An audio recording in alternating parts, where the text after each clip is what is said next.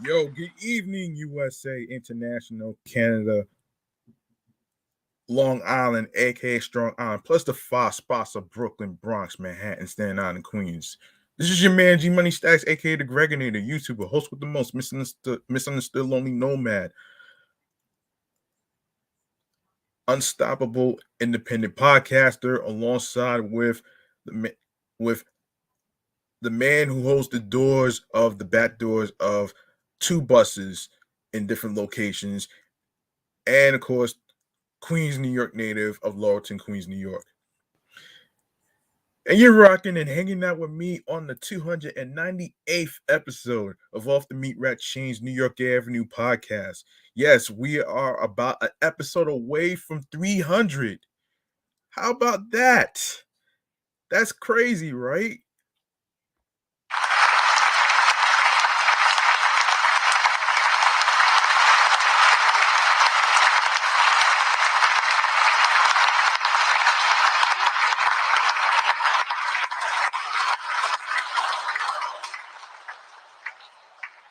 Yeah, hold on. I want to make some more noise for myself, man, for being a little consistent, for being consistent with my number one podcast in the world right now since premiering on November 11th, 2020.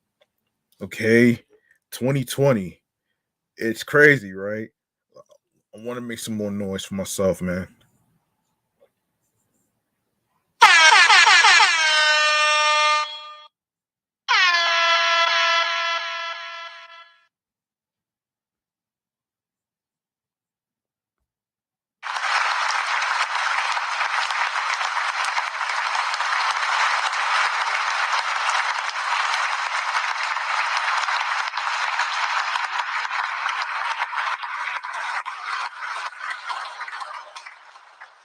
We are live and direct from StreamYard and YouTube, and alongside myself is the Instagram live feed of the podcast show page. Make sure you turn your notifications on the gram for me so you can know when each episode is going to be dropping and when I'm going to be recording myself on Instagram live as well. And if anybody's watching on Instagram live or YouTube or whatever, and you want to chime in on some topics whatsoever, and tell me what you think about the topics or whatever that I'm going to be discussing. So, you know what I'm saying? So, you know, the floor right here is for you folks right here, man, that's listening and watching and streaming. You know what I'm saying?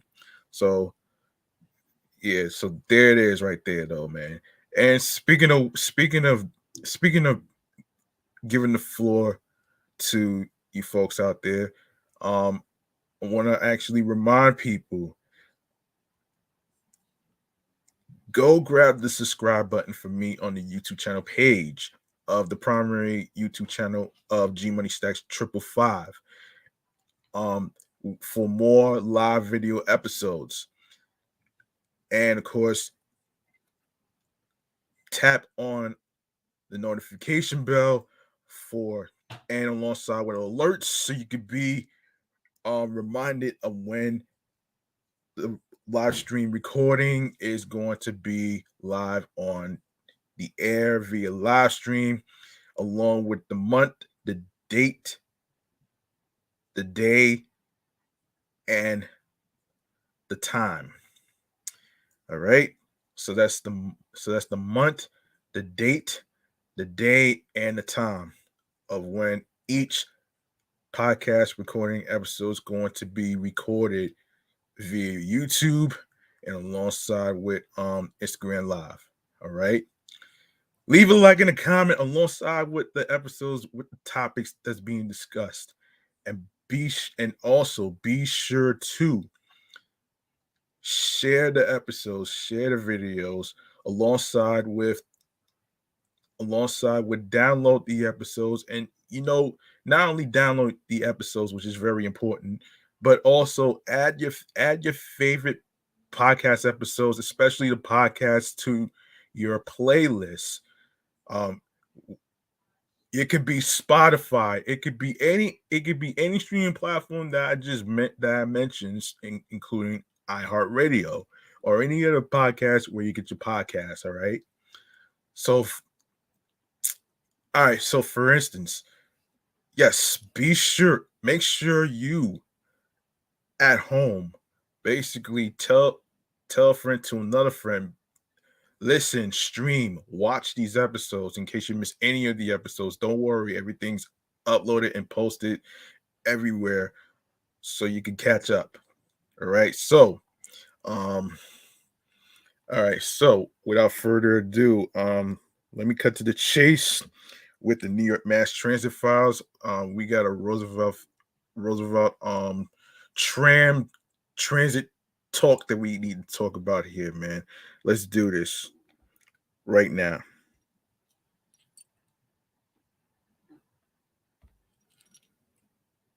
Hold on.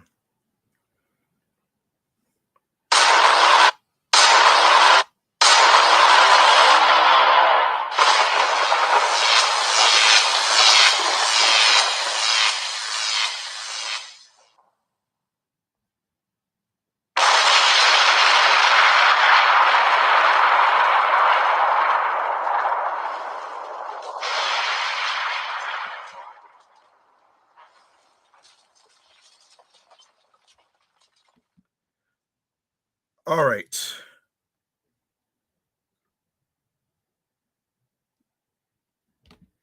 We're gonna cut to the chase on the Roosevelt tram. All right. Yes, the Roosevelt Island tram to be exact, folks. For all you Staten Islanders out there. Um, yeah. Let me adjust this a bit. All right, so and this is from amny.com, the website. One of my favorites. Yes, so riders on the Roosevelt Island tram can now pay for a trip on the city's only aerial cable car using Omni, which stands for One Metro New York, making it the city's first transit option not run by MTA to be outfitted with the tap to pay system. The tram, which was the nation's first commuter cable car when it opened in 1976, connects Roosevelt Island to the east side of Manhattan. The scenic ride costs $2.90, the same as the nearby F train, which stops on the island of about 11,000 residents but operates underground. Interesting. Interesting.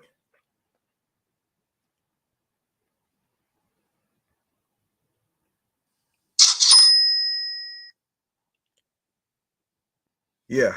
Um, but until Thursday, the trams riders had to continue using a MetroCard to pay the fare, even as the city has outfitted all of its buses and subway stations with Omni. Hmm. Which I plan on getting an Omni card in the future, hopefully, before the year ends. Anyway, that's because the tram is not run by the MT by it's not run by the MTA, but by the Roosevelt Island Operating Corp Roosevelt Island Operating Corporation, excuse me, a separate government agency that also operates the island's network of free buses painted a distinctive red and is responsible for parks planning and development on the island. Um, Today's a big milestone for our Omni programs, MTH Chair General Lieber said at a press conference on Thursday. Riders can now tap and go to get onto the Roosevelt Island tram. I'll point out this is the first Omni expansion outside of the subways and buses that are the heart of the MTA service. Other places the MTA intends to roll out Omni includes the JFK Air Train, which costs $8.25 from Jamaica to the airport and is accessible only with a MetroCard. Hmm.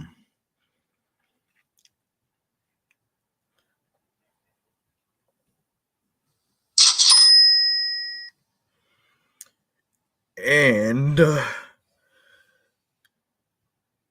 air train is run by the Port Authority, which also operates the region's three main airports. Lieber said Thursday that riders can expect Omni installed on the air train within 3 or 4 months.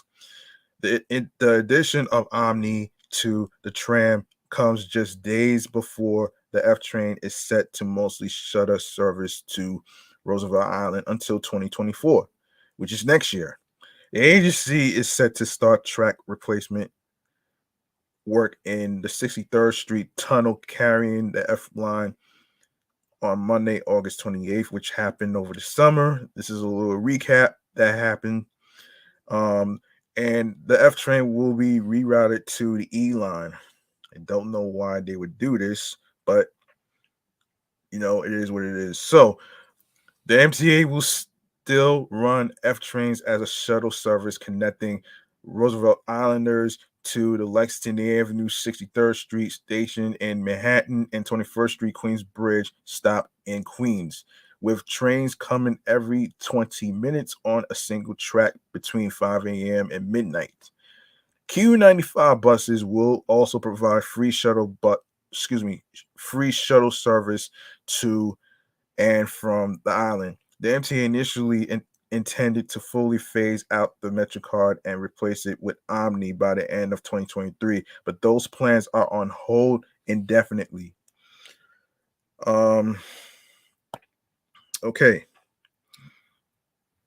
And other transit talk news that we need to get to is um hang on 1 second here. I want to make sure I get this right. Let me make sure I get this right though. Yes, here we go. Yes, here we go. Here we go. A little recap of from the summertime, actually. A little recap from the summer. Um, School's not back in session for another couple of weeks, but New York City Transit has been making the grade all summer long, maintaining reliable service while increasing frequencies and delivering critical state of good repair projects that support our faster, cleaner, safer mandate.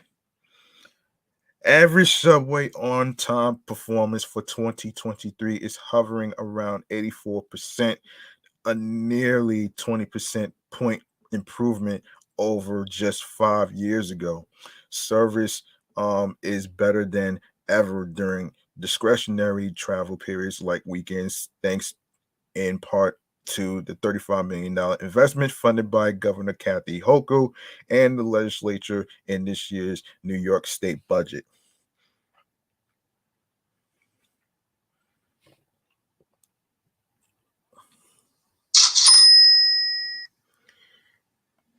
Yes, that money has allowed us to make the N and R lines the seventh and eighth routes after the 1, 6 C, G, J, and M lines to see increased frequencies, with midday wait times on the N and R decreasing from every 10 minutes to every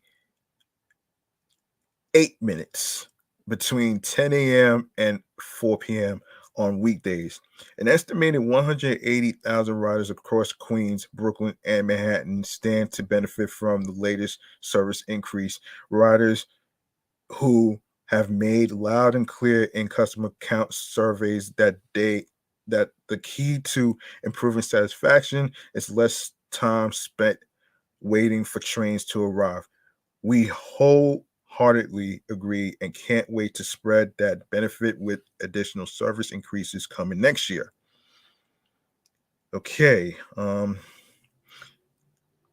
on.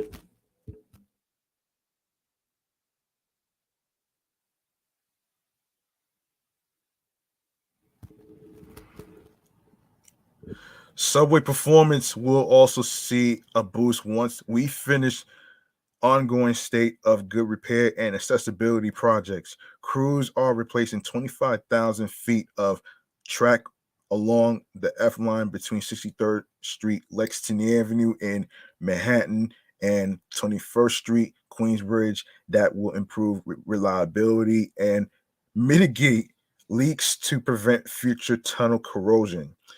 And on the 7th line, additional work is underway to increase efficiency and renew 7 stations with rebuilt platforms, upgraded drainage and waterproofing, and other structural repairs.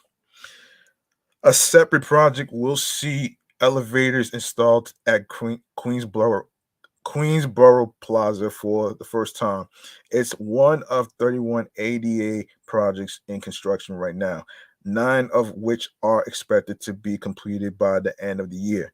We're adding new accessible stations to the map at an unprecedented pace, cutting the ribbon on 3 in the last month alone. Um, We hope these upgrades will help break new ridership records this fall as folks return to schools and offices. Since the summer started, we've been carrying about 3.5 million customers a day on the subways. I know we can do better. 4 million and beyond. Here we come. And that's from of Richard Davey, the president of MTA New York City Transit. And one more transit talk we need to get to is about the feds. So, the Biden administration is set to award um, a $3.4 billion grant to New York to extend the Second Avenue subway up to 125th Street. Senate Majority Leader Charles Schumer and U.S. Representative Adriano Aspalat announced on Tuesday. The Federal Transit Administration grant will fund a little less than half of the cost of phase 2 of the Second Avenue subway project. The grant funded by the 2021 federal infrastructure bill is the largest in the history of the FTA's capital investment grant program, which provides money for transit capital projects. Phase 2 will bring Q train service up to East Harlem, a densely populated neighborhood long lacking in mass transit options. This grant is significant not only in its size, but also in where it's going. Schumer said in a statement, the funds will be used to build public transit in a neighborhood that has been neglected for far too long. The grant was first reported Tuesday by the New York Daily News. Transit officials say construction on the long stewing project will finally get underway by the end of this year.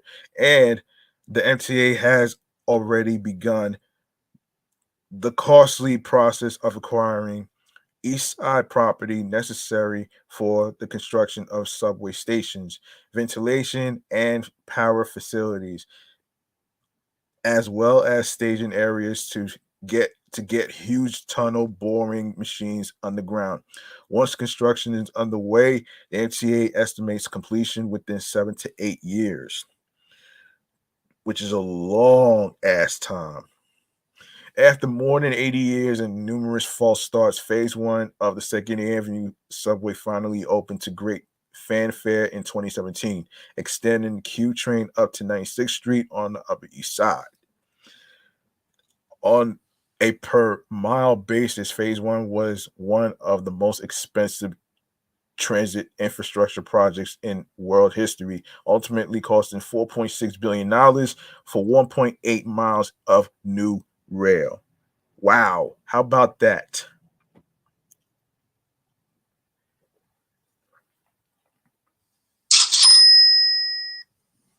Yes, planners have long envisioned the Second Avenue subway. Hold on a second. Hold on. Wait. No, phase two is set to be even costlier. The MTA pegs the cost of the 1.5-mile extension to 125th Street and Lexington Avenue, where the queue will connect to the 456 line, at $77.7 billion, including the cost of servicing debt.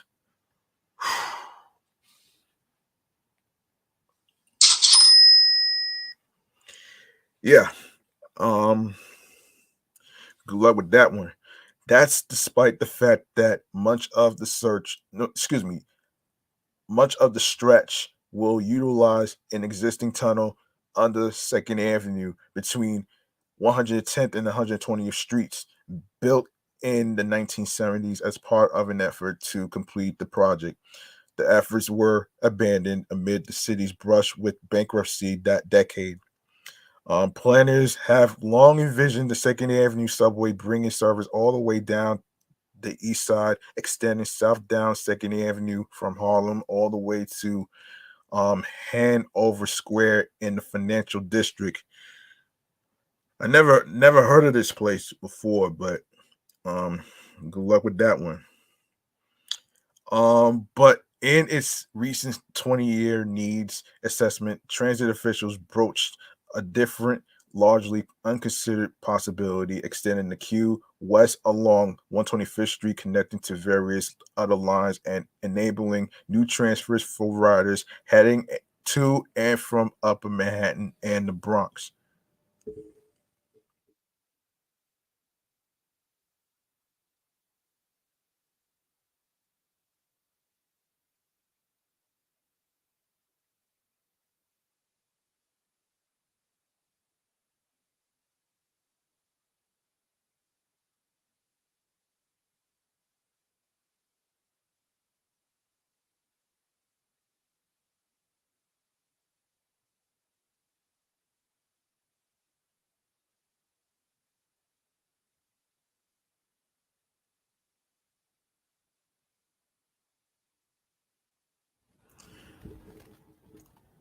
Spokespersons for Governor Kathy Hochul did not immediately return requests for comment. The MTA declined to comment. The grant proposal will now be sent to Congress for 2 weeks of review. Wonder what happened and what's the update behind that. Not sure, but I'll probably try to do a little research in regards to that. But we'll see. We'll see what's going on with that one. Yeah, within a month or two, I'll try to do a little update on that one. Um, Okay, before I go on to the next segment, let me give a shout out to somebody in the chat. Awesome Cookie, aka Robin. What's up with you? How are you? How's your week? How's work? How's everything? How's the YouTube channel going so far? Hope everything's going well with the YouTube channel. All right, so let's get into let's see. Yes, we have yes, unfortunately, jeez Louise. We have a passing. We got a passing. Hold on a second here.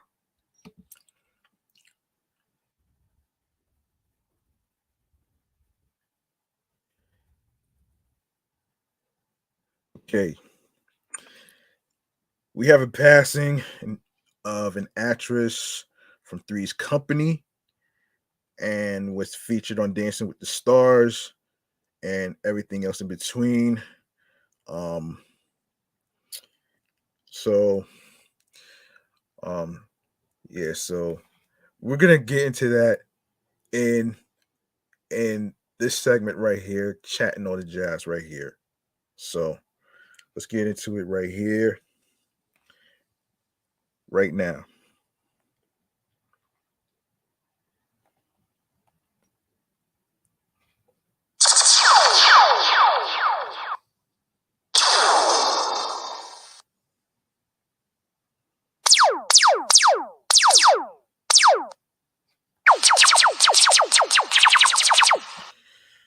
All right. Like I said, we have a passing that's going on.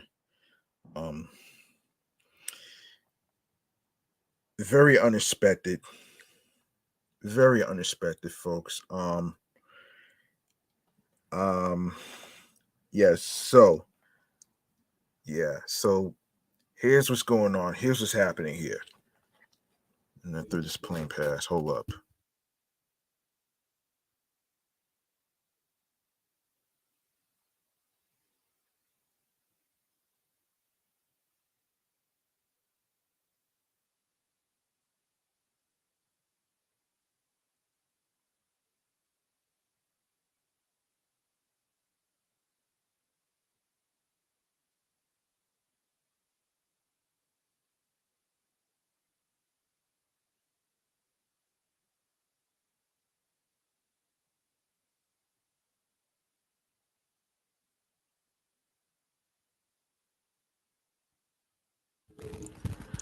All right.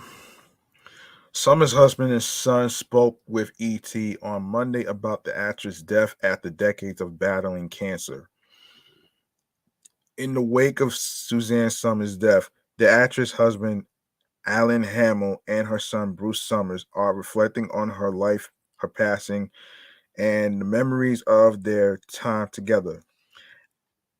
Alan, age 87, and Bruce, age 57, spoke with ET's Kevin Frazier on Monday, and Alan shared an update on how he's been doing since Suzanne's death early Sunday morning. Um, I have my family around me and had since this happened, and they haven't told me this, but I think there was a plan. Make sure he's not alone. And I love that, Alan shared. When I think about what happened, I lose it, and then I regain it. And it's probably going to be that way for a while until things settle down, but I lost half of me. End quote. I think yesterday we were in a bubble, and it was special to be all together, Bruce shared. Today, the overwhelming outpouring of love from everyone is heartfelt, but it's a whole additional wave of emotion as well. Um Yesterday she was just mom, and today she's back to being Suzanne Summers in everyone's eyes. And I appreciate that, Bruce added. And I appreciate everything that she's done. Touched she has touched so many people. So the actress best known for her roles in Three's Company and Step by Step died on Sunday at age 76. Suzanne died at 5 a.m., one day ahead of her 77th birthday, surrounded by her loved ones. I was with her in bed at 5 o'clock in the morning, and so it was peaceful, Alan shared. And I was glad that our whole family could come and see her. It was a beautiful experience. Um, In her final days, Allen explained that they couldn't get her to respond too much as she got weaker. We couldn't get anything out of her. She wasn't talking at the end. The last couple of days, she stopped eating, she stopped talking, wouldn't take her medicine, and we didn't know if she was alive or not, Allen said. I kept taking her blood pressure, but she wouldn't respond. She was not responsive in any way. Then, when I kissed her, she responded, kissing me back, and I knew that she heard what I said. No, she heard what I was saying, excuse me. He continued. I had talked to her for hours, well into the night, hoping that she could hear me, and I think she did hear me. According to Alan, the family knew this day would come, but he never thought he'd be there to have to see it. We thought it would be me first because I'm 10 years older than Suzanne. And then I thought, what a conundrum. If it's me first, then she's alone. I don't want her to be alone, Alan said. Over the past 42 years, we have not spent even 1 hour apart, and my son Bruce refers to it as functionally codependent, which I guess it was. From my point of view, they were inseparable, Bruce chimed in. Alan is very private, doesn't want to be a public person. My mother loved being in the public, and so he protected her. The news of Suzanne's death was confirmed by her publicist and longtime friend R. Corey Hay in a statement in ET, um, which explained that the actress survived an aggressive form of breast cancer for over 23 years before her death. She had cancer every decade from her 20s. I know that because I was with her, Allen said, detailing the different forms of cancer that Suzanne had battled and overcome throughout her life. She fought and fought and fought and used every possible kind of healthcare, whatever was right. And it looked like she was going to make it, and then it just overwhelmed her. According to Bruce, his mother's decline was actually pretty rapid, and she'd been standing strong against her illness for years. During the last year or so, when she was in pain, I'd ask her, "Are you in pain?" And she says, "So much it's not even worth talking about it." And that's her strength, just to push it out, Bruce shared. And somewhere in the middle of that, at every holiday she was present, we were having these beautiful exchanges, and she even managed to cook her incredible meals at Thanksgiving, and we had all those wonderful experiences. In July, Suzanne exclusively told ET that her breast cancer had returned. At the time, the step by step star said she had plans to continue to fight. "I have been living with cancer since my 20s, and every time that little fucker pops up, I continue to bat it back. I do my best not to let this insidious disease control me," her statement read. "It's a recurrence of my breast cancer. Like any cancer patient, when you get that dreaded, it's back. You get a pit in your stomach.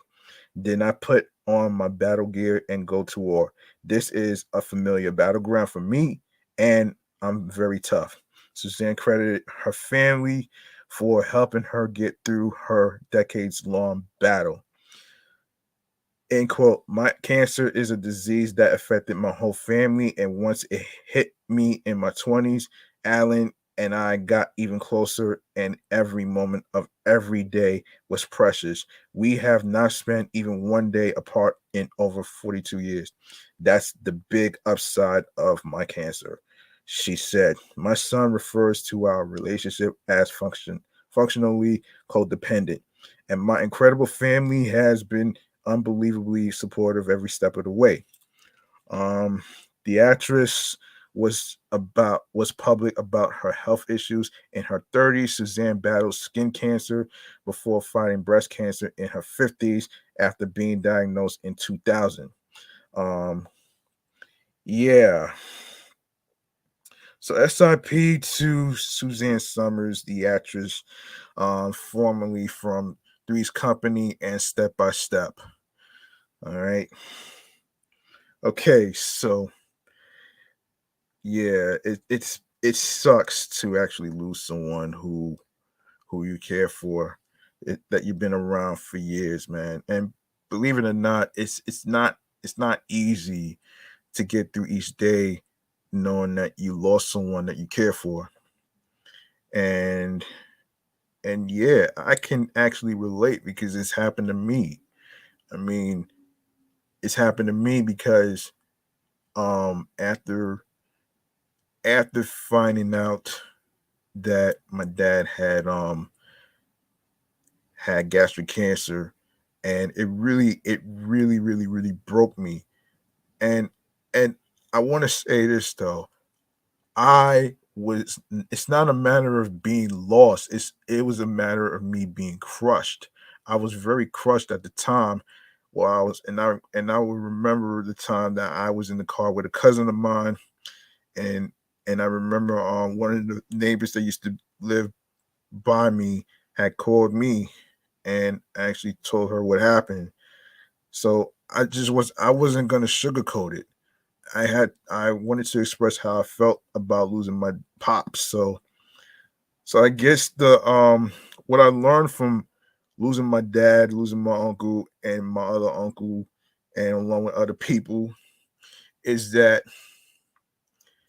is that you know even though the physical person is gone, the spirit is with us at all times. You know what I'm saying? And you know, you know, and I guess that lesson that I learned is that, the person that we lost don't want us to be sad. Um, it's it's it's okay to be sad, but we all got we all gotta live our lives to the max,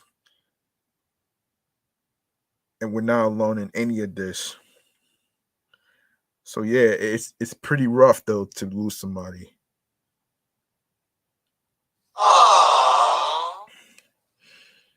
You're not you're not alone in any of this, man. You know what I'm saying? So that that's just my that's just my little life philosophy on how to live life. Um,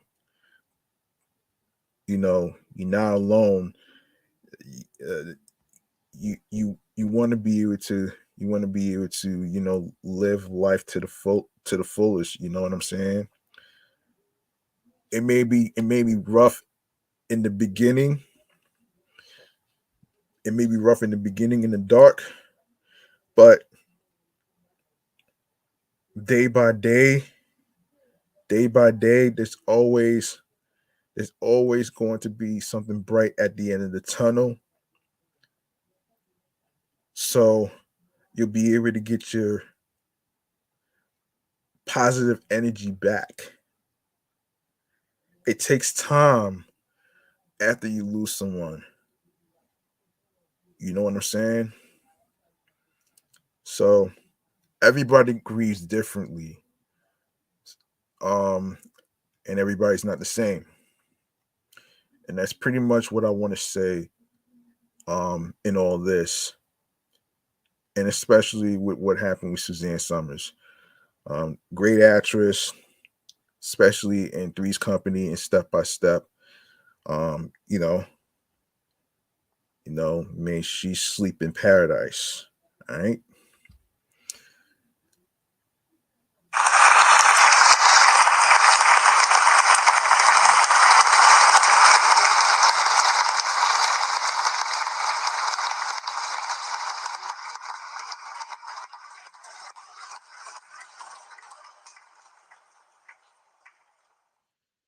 Yeah. You know what I'm saying? So let's light things up here, man. You know what I'm saying? Let's light things up. Um actually actually this actually this some actually some yeah, not really so much lighting things up, but we got a little terrible stuff to talk about in involving a teen. Hang on a second here. Involving a teen. Hang on for a second. Let me just get that. Um, let me just get that. Let's see. Hold on. I'm trying to look for it. Trying to look for it though. Um, trying to look for it. Sorry about that. All right. So, unfortunately, a teen got struck by a driver. Some other terrible stuff that we gotta get to right here. I always like to start with the serious stories first before anything, anything hilarious. So, in other terrible news, a Queens teenager was struck by uh, an SUV driver early Saturday morning while attempting to cross the Long Island Expressway on foot. His name is Carlos Criollo, age Criollo, age 18 of Regal Park, Queens, New York, was found with traumatic injuries on the eastbound LIE a little after 3:20 a.m. Saturday, police said. He was taken to New York Presbyterian Hospital in Flushing, where he was pronounced dead. Damn, son. Damn.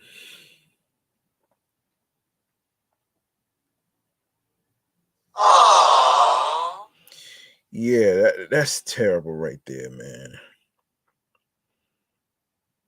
It is. It is, man.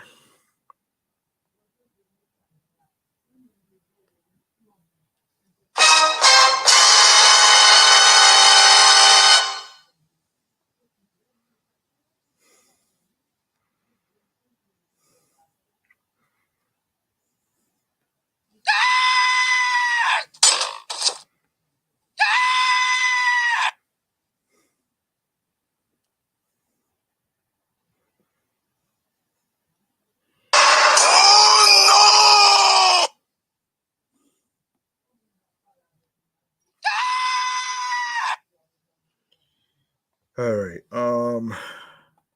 All right. So let's continue. Investigators say that the teen was trying to cross the highway from north to south near 98th Street in Corona, Queens, about a mile from his home. In that area, there is no pedestrian crossing, and the speed limit is 55 miles per hour. He was apparently able to get across the four-lane highway westbound roadway, but on the eastbound side, he was fatally struck by the driver of a Lexus SUV. The driver remained on scene and has not been charged. The incident occurred about 1,000 feet from where a 79-year-old woman was fatally struck by a van driver in 2014. As of August 20th, 152 people have died in traffic collisions on city streets in 2023, an 8% decrease from the same time last year, according to NYPD data. Every borough been has seen a decline in traffic deaths this year, except Queens, where 56 people have died, representing a 40% jump from last year. Okay. Okay, that really sucks though, man. Um all right, so we have okay, so Drew Barrymore at the time was bullied. No, actually, hold on. A fan rushed the stage, so according to Variety. Drew Barrymore promptly exited the stage at the 92nd Street Y in New York City Monday night after an audience member rushed the stage and began speaking to her. Barrymore was interviewing actor singer Renee Rapp at the Upper Manhattan venue when a man interrupted and yelled, "Drew Barrymore." "Oh my God, yes. Hi," Barrymore responded, frazzled, as the audience member quickly approached her. "I'm Chad Michael Bustle. You know who I am," he said. "I need to see you at some point while I'm here in New York." 92 NY security then intervened, surrounding the audience member on all sides and telling him to back up as Rap safely escorted um, Barrymore off stage. Wow. Wow. What the hell was he thinking?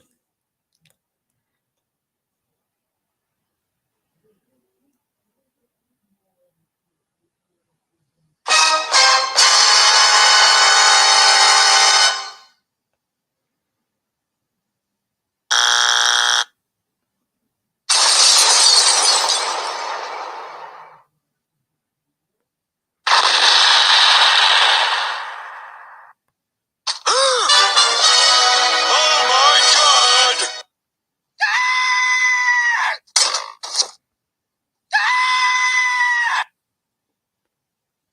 Oh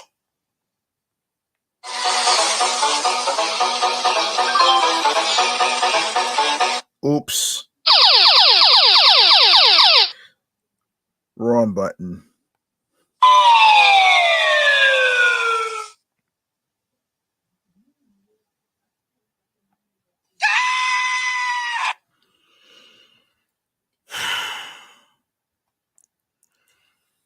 Oh man. Yeah, that was unexpected. Um yeah,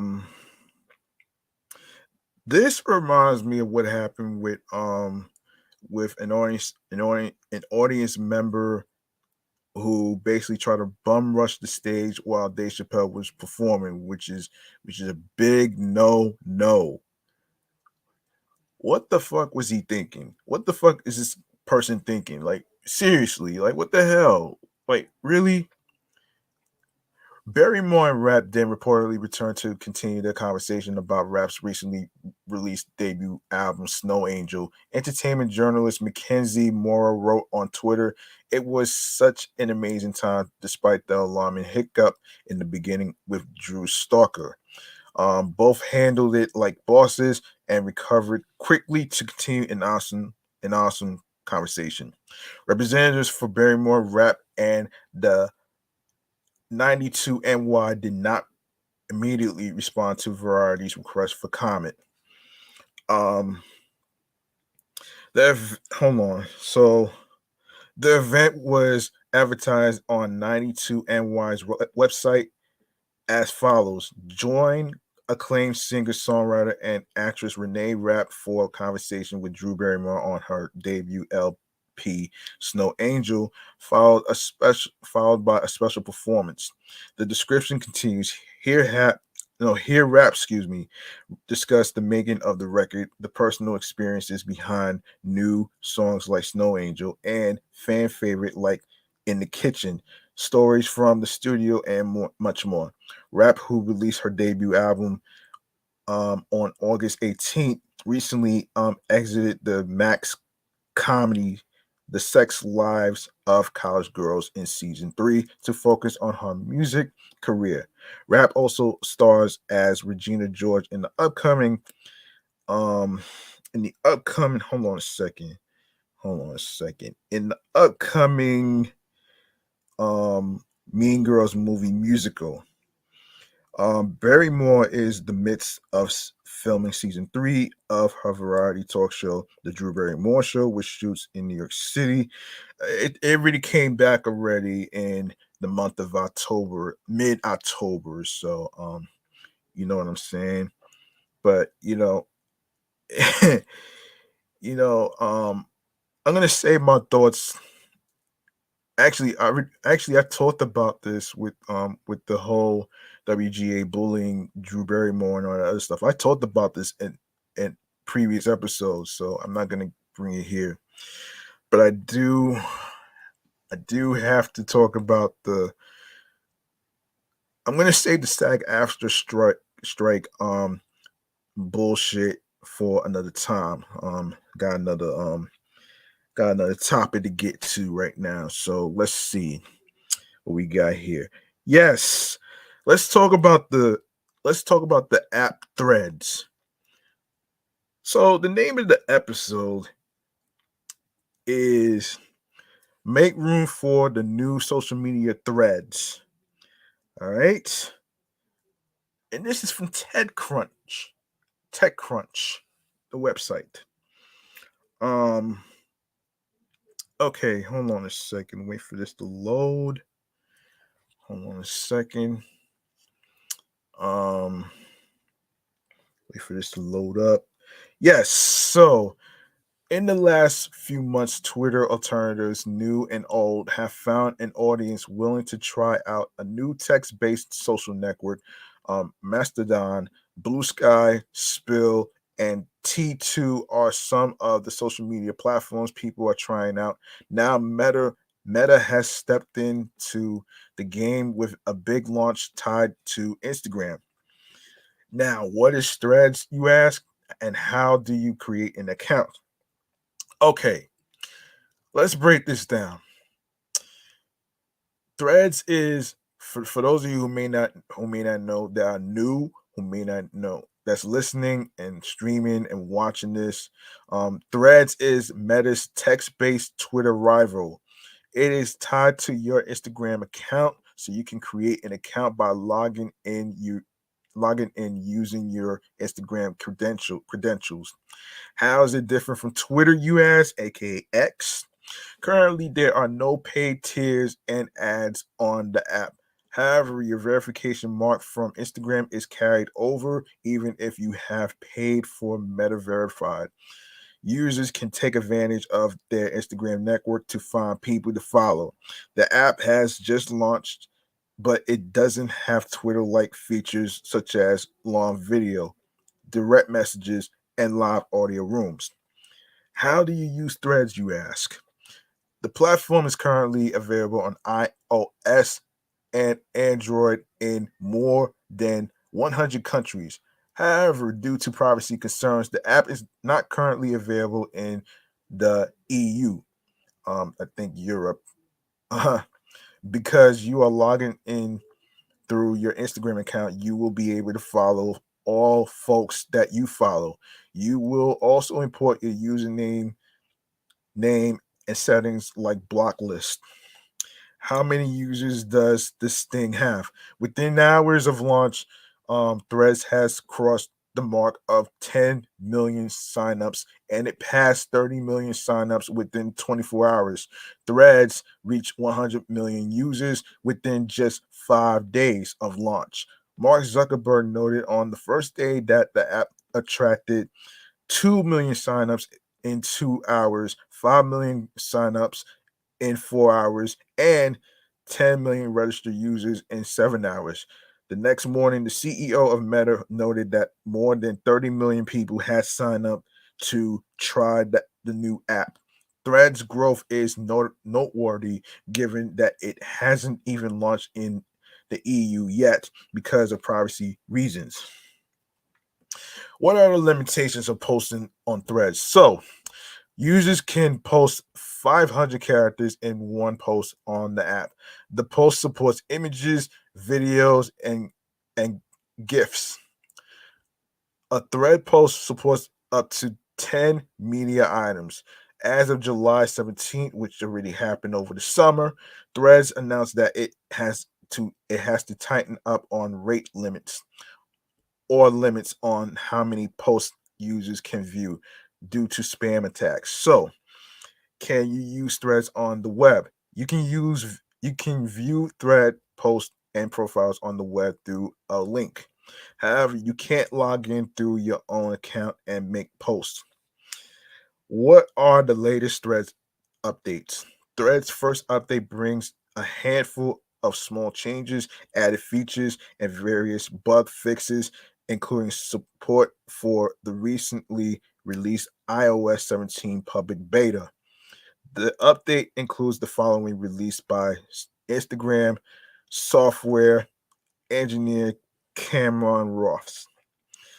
This includes iOS 17 crashes, double tap on search tab to search, face pill polish, expand pics on profiles, extra tall photos are now fully viewable, trim the binary size, random images are fixed on the thread line, better scroll, dismiss. How do you delete your Threads account? You can deactivate your Threads account, but to delete the account completely, you must delete your Instagram account according to Meta's supplemental privacy policy. After users complained about this, Mosseri said that the company is looking into a way to delete your Threads account separately. Does Threads have a following timeline? At the moment, Threads doesn't have any timeline that shows posts only from accounts that you follow. The home timeline is algorithm ag- excuse me, algorithmic, and it is a mix of posts from accounts you follow and other folks. Sorry. We do rank posts likely and show recommendations, um, especially posts from accounts you don't follow in the feed, which is particularly important for a new app before people follow enough accounts. Instagram head Adam Mosseri said in a reply to a user. Um, let's see. Can you DM people on threads? You can't send a message to users on the app. Messeri said that the goal is to not build yet another inbox and instead let people send threads to other apps. Is threads part of the Fediverse? At launch, Meta's new app doesn't support the feature of a decentralized social network. That means you can't migrate in or out of the server. Excuse me. However, Messeri said that Activity Pub support is coming. Activity Pub. We're committed to building support for Activity Pub, the pro tool behind Mastodon, into the app, into this app.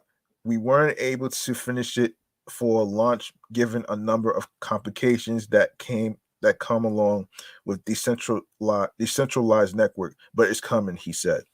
If you're wondering why this matters, there's a reason. You may one day end up leaving threads or hopefully not and end up deplatformed. If that ever happens, you should be able to take your audience with you to another server. Being open can enable that. What are some features that are currently missing from threads? A follow feed, support for GIFs, full web version support, editing posts, inline translation, support for user generated um, AL no hold on AIT image text. Ugh.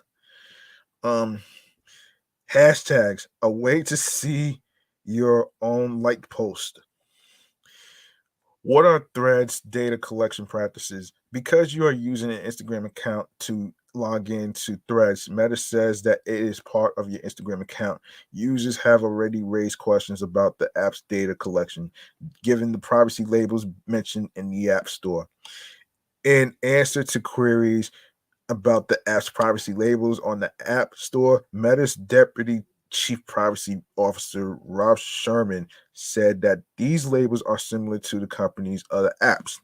The labels are similar to the rest of our apps, including Instagram, in that our social apps receive whatever info, um, including the categories uh, of data listed in the App Store you share in the app, he said in a Threads post. Of course, let me see. Yeah, and if you have more facts about Threads not covered here, leave us a comment below. All right, there you have it. There you have it. A full breakdown on some stuff. So, okay, so an Arby's owner. Hold on a second. An Arby's owner, um, Rourke Capital acquires Subway for $9.6 billion. Holy shit! Holy shit, man. Yeah, I'm not sure what that means, but let's see. This is according to WNKY.com. All right. So here's what's happening here. Sandwich chain Subway said Thursday it would be sold to Rourke Capital, a private equity firm with expertise in restaurant management. Terms of the deal weren't disclosed. Earlier this week, the Wall Street Journal reported that Rourke was offering around $9.6 billion for the privately owned chain. Hmm. Well, that's interesting. Hang on a second. Come on, come on.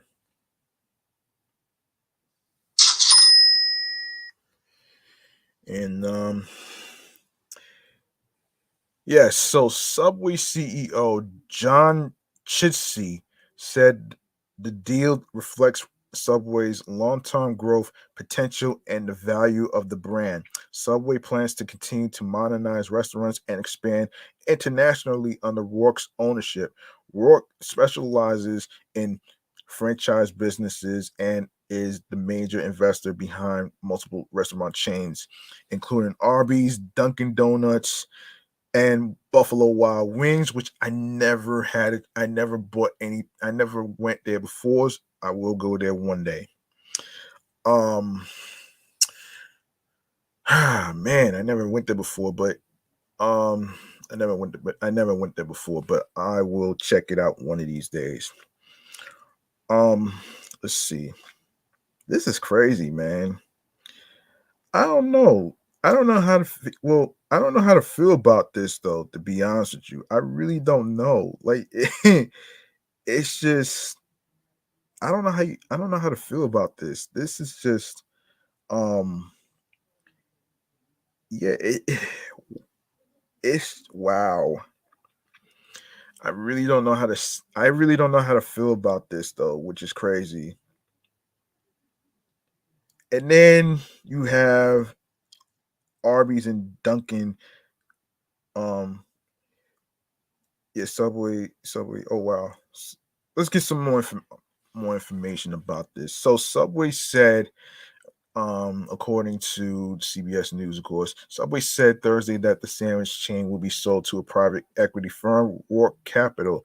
Terms of the deal weren't disclosed earlier this week. However, the Wall Street Journal reported that Rourke was offering around $9.6 billion for Subway, outbidding rival buyouts firms TDR Capital and Sycamore.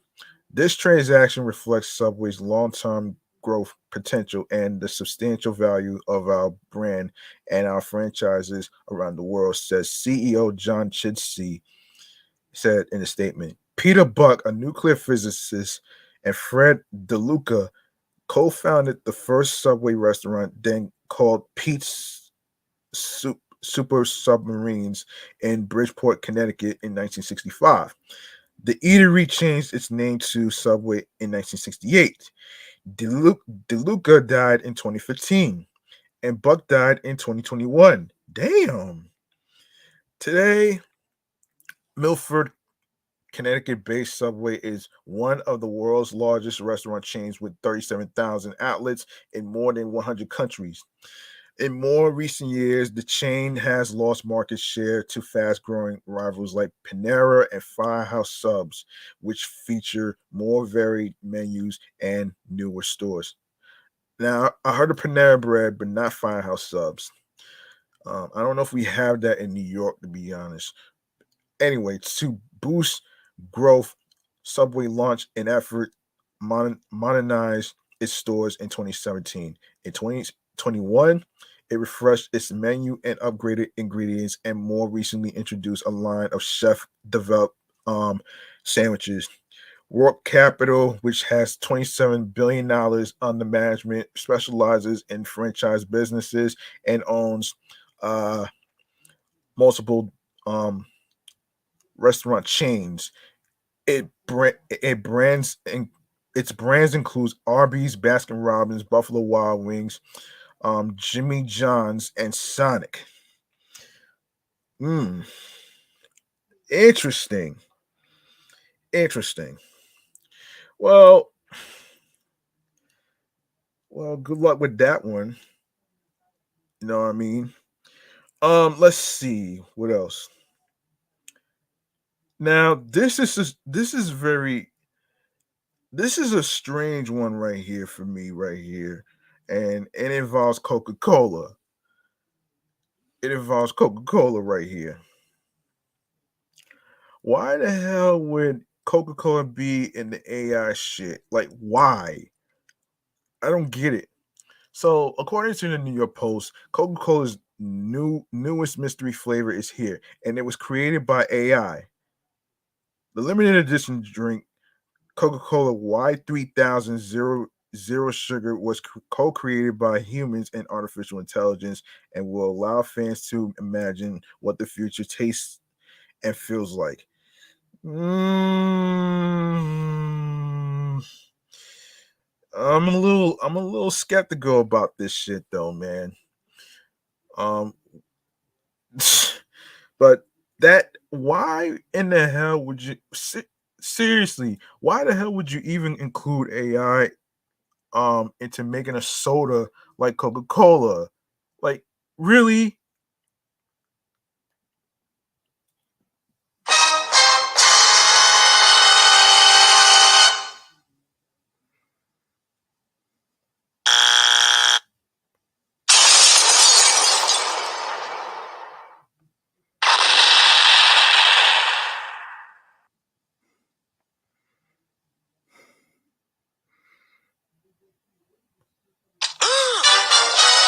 Oh my god! Oh no!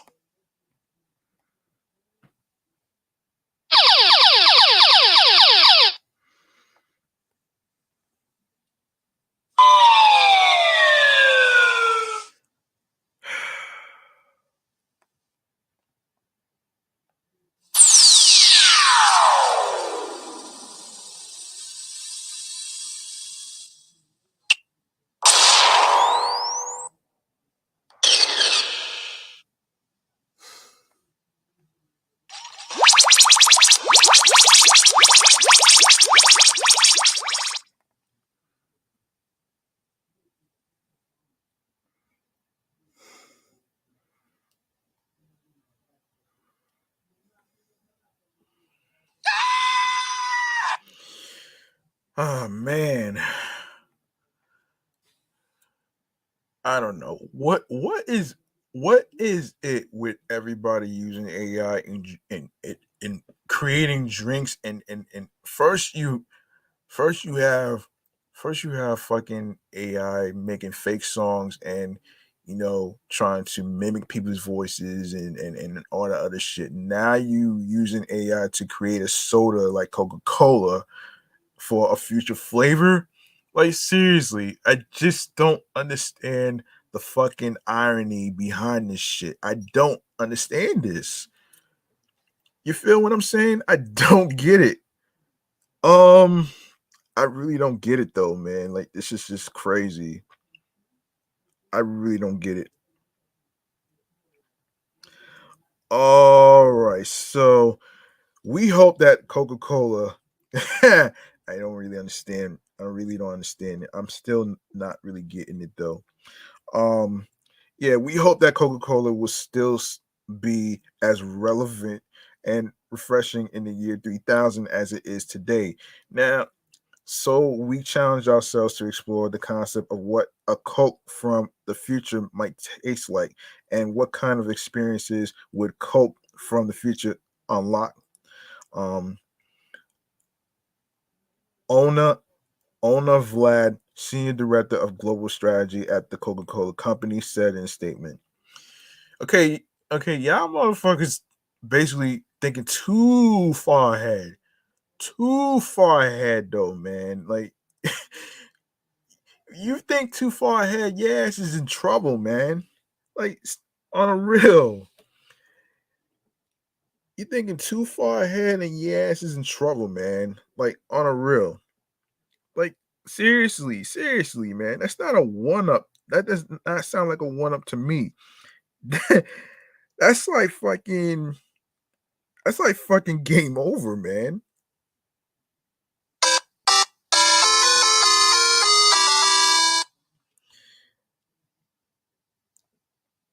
How crazy how crazy does it have to be, man? Like really. I really don't get it.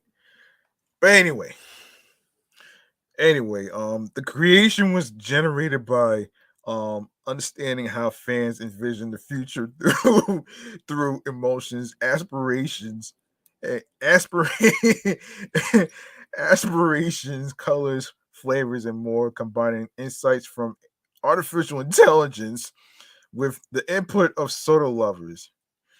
Jiminy Christmas, man. Jiminy fucking Christmas, man. Oh Lord.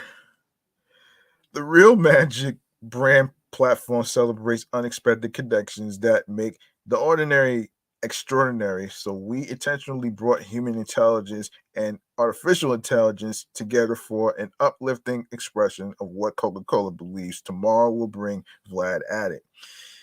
Yeah, right. We'll see. Yeah, right. Yeah, right, man.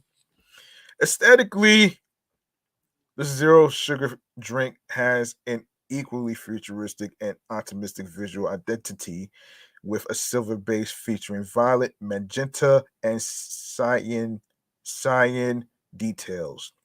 The design showcases liquid in a morphing, evolving state, communicated through form and color changes that emphasizes a positive future, and represents the human connections of our future planet. Oh boy. One moment.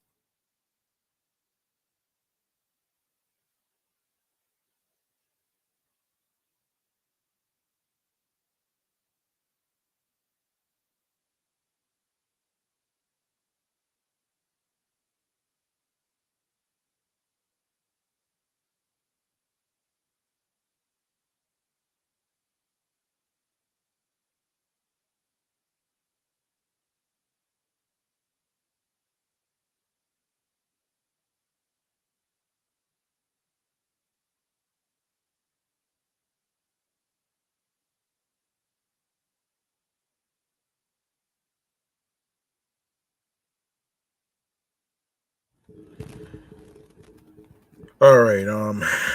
Sorry, I had to take a little sip there. All right. So, Coca-Cola Y3000 Zero Sugar will be available for a limited time only in the United States, Canada, China, Europe, and Africa. Um, the product claims the product page claims fans will be able to taste the future, enjoying a Coca-Cola flavor from the year 3000. Just ask the Jonas Brothers what they think. This ain't Futurama, man. This is not Futurama, man. Oh shit. As a supplement to the futuristic drink, customers can scan the QR code on the pack to access the Coca-Cola Creations Hub, where they can access the custom Y3000 artificial intelligence cam to filter pictures and visualize a future reality. The role of every drop is to leverage the latest, most advanced technologies and cultural trends to create novel experiences, Vlad said. After leaning into augmented reality last year, we're embracing the power of artificial intelligence and continuing to build our company's capabilities in this exciting space. Coca-Cola Creations has created new pathways to deepen our engagement with existing fans and those who may not have considered the brand before. I talked about this whole AI mess with somebody from the Friends podcast. Shouts to Rob actually. And what I was trying to tell him and a cousin of mine who lives in Rosedale, Queens, about the whole the the whole copyright shit, right? Um, yeah. So a person who tries to steal their work through AI and owns a person's likeness and stuff, that is not a fucking good look to me. That is not a good look to me because you stealing a person's work and their voice. That's not there's a big difference between human beings and robots. Let me just say this again. The difference between human beings and robots, let me just go to the human side first actually. Human beings are hands-on. We are the ones that create things through our blood, sweat, and tears.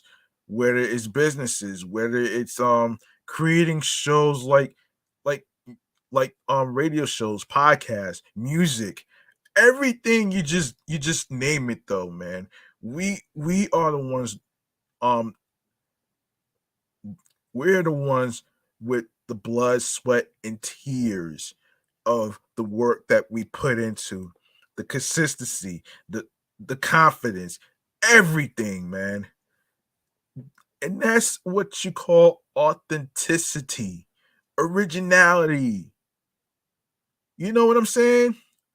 With robots, that's not authentic at all. With artificial intelligence robots, you're basically stealing people's work. You're basically trying to steal. And I read somewhere in regards to a producer or director or the creator of one of the prequels to Game of Thrones was suing somebody for using an artificial intelligence shit. And he has every right to sue. And I have to agree with Ice Cube and along with the creator of the Game of Thrones prequel. You have a right to sue because it's about copyright. It's about the principle and ownership of what you started and what you created. And I don't think it's right though. You feel what I'm saying? Just because artificial intelligence is here does not fucking mean that you have to really agree with everybody and what they say. You feel what I'm saying? I hope you do. You feel what I'm saying? And I just had to really put it out there, man, because I just don't want, you know, I care about authenticity as far as what I started, what I created to the world, and everything else in between. And by being independent as a podcast host who has 3 shows in between, um, it's a lot easier for me rather than me worrying about crunch time on somebody's place. You feel what I'm saying? So yeah. I like to be hands-on. Human beings like to be hands-on on things. You feel what I'm saying? I like to be hands-on on what I created and what I started, especially with my podcast shows. I like to be the one with sole custody on what I started and what I actually, began to get into this podcasting career independently. So for you folks out there that actually started creating content, whether it's on YouTube, whether it's on a streaming platforms like a hosting site, whatever it is, make sure you own your stuff. You feel me? Make sure you own your stuff. All right. Halle Berry slams Drake for using slime you out photo without her permission. Well, there's a little bit of everything in between. So let's get into it right here. And this is according to EW .com. As far as Entertainment Weekly, that's what EW stands for. Halle Berry has some thoughts about Drake's latest single. On Friday, the Grammy winning rapper released a new track ahead of his upcoming album, which is out right now. For All the Dogs, a collaboration with SZA, Slime You Out features a very familiar face on its cover, partially hidden by Nickelodeon's signature green slime. It's a photo of Halle Berry getting slimed, getting slimed at the 2012 Kids Choice Awards. And based on Barry's reaction, she isn't thrilled that she made the cover. Following the single's debut, Barry shaded Drake in an Instagram post that read, "Sometimes you have to be the bigger guy, even if you are a woman." Well, though she didn't volunteer any specifics, fans were quick to make the connection thanks to the timing and questioned the source of her frustration. One commenter asked Barry her thoughts on the photo Drake used for his single, to which she addressed the reason for a post. "Didn't get my permission," Barry wrote. "That's not cool. I thought better than him." In a follow up, she continued, "Hence my post today. When people you admire disappoint you, you have to be the bigger person and move on." And later she commented, "It's all about principles and integrity." Representatives for Barry and Drake did not immediately respond to EW's request for comment. After teasing their upcoming collab in separate social media posts, both Drake and SZA shared posts featuring Barry as the single artwork. The single sees the duo trading grievances about past exes, with the titular slime symbolizing childish behavior and relationships. "I'm sliming you for them kid choices you made. Sliming you out, sliming you out, sliming you out." Despite her frustration,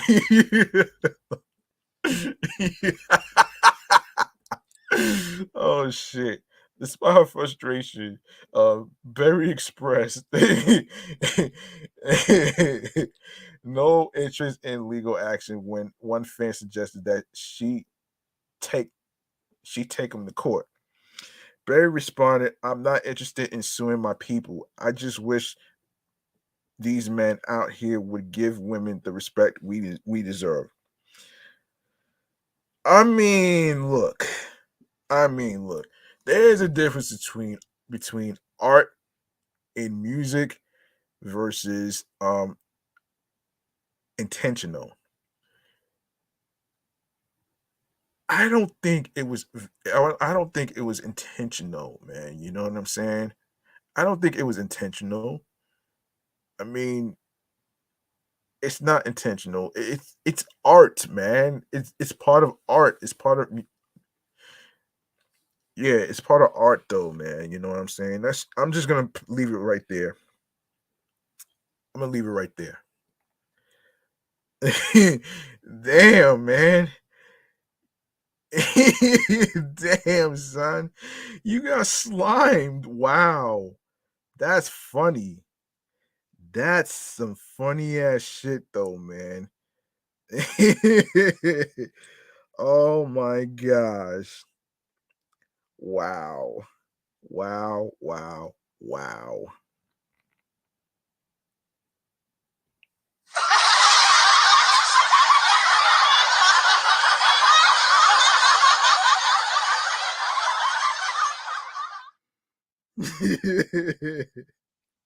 Oh shit. Oh shit, man.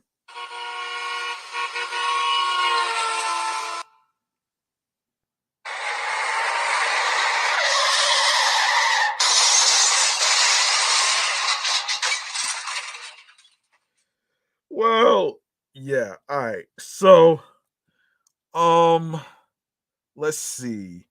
What do we have here, man? What do we have here?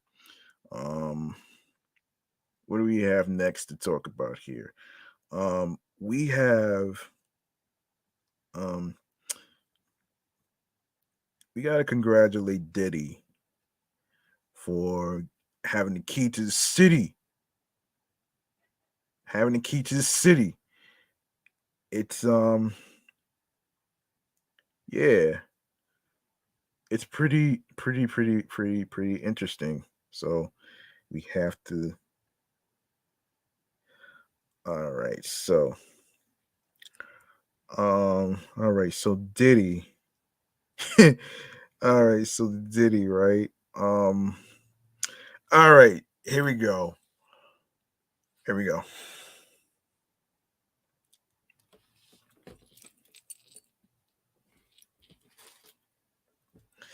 All right, um, so Diddy, um, can't nobody hold him down. Of course, Sean Combs, aka Diddy, took the stage in Times Square to accept a Key to the City award from Mayor Eric Adams, who proudly dubbed Friday Diddy Day. Hmm, not sure what that means, but not sure how you celebrate Diddy Day. But the bad boy of entertainment is getting the key to the city from the bad boy of politics, Adams gushed. The Harlem born rapper, also known as Puff Daddy, P. Diddy, and Diddy, was celebrated for his contributions to music and fashion, as well as his entrepreneurial and philanthropic endeavors, despite a history of arrests and legal troubles since the 90s. This city has given me triumphs, life lessons, and love, Combs said at the event. Today, I accept this key not just for me, but for every dreamer, every hustler, every artist, and every kid from New York who dares to dream big. Adams said the hip hop artist is the embodiment of the New York City attitude. Um, let's see. Before rising to fame, Diddy almost pursued a drastically different path. He tried peddling drugs as a student at Howard University, but quickly got scared out of a life on the streets. He told the Post back in 2017. He made a name for himself in the East Coast hip hop scene and founded Bad Boy Records in 1993. Um, in 1999, Combs attacked music exec Steve Stoute with a champagne bottle and spent a day in anger management. Later that year, the Bad Boy for Life singer got into a dispute at a Manhattan club where he was celebrating a Bad Boy's protege alongside then girlfriend Jennifer Lopez. Shots rang out and the three people were injured. Diddy was charged with criminal possession of an unregistered gun and attempted bribery and faced a hefty 15 years in prison. He was acquitted in 2001. The Grammy winning mogul, who was known as Puff Daddy at the time, is said to have reinvented himself after the arrest, going instead by P. Diddy. His famous white parties have drawn the likes of Donald Trump. Ugh, man, not Donald Trump, man. Come on, man.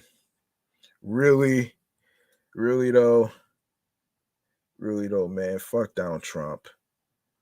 Really, for real though, for real though, man.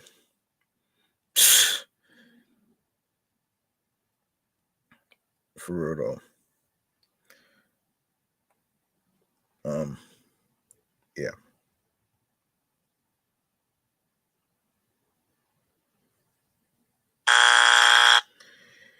Um, Martha Stewart. Hold on a second.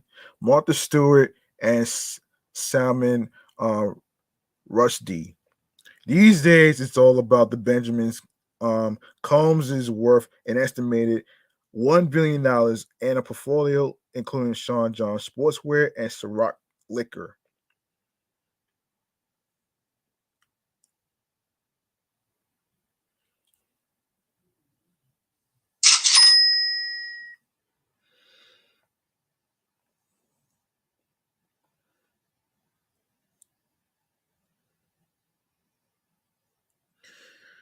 All right. Okay. So Combs has helped open schools in Harlem and the Bronx and donated millions in scholarships to historically black colleges and universities. The Big Apple won't be singing I'll Be Missing You to Combs anytime soon. Diddy's key to the city is a symbol of the city's wish that a guest feel free to come and go at will, according to the release from the mayor's office.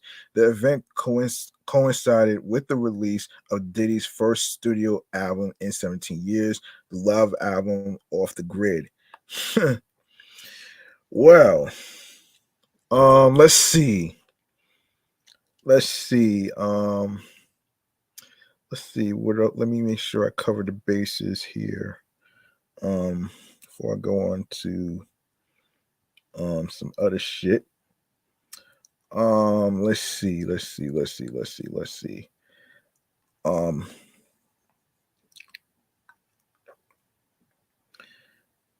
okay. Um, so I haven't had a chance to talk about a black owned business. Um, a black owned business, right? Um, Pertaining to um a pizza parlor that's in Brooklyn and most recently there is another one in Queens. So what I want to do is honor um black owned trendsetter. And this black owned trendsetter is mainly um mainly um Cuts and Slices NYC. So they're gonna be featured in this segment right here, man. Let's do this, man. Black owned trendsetter shout outs. The segment.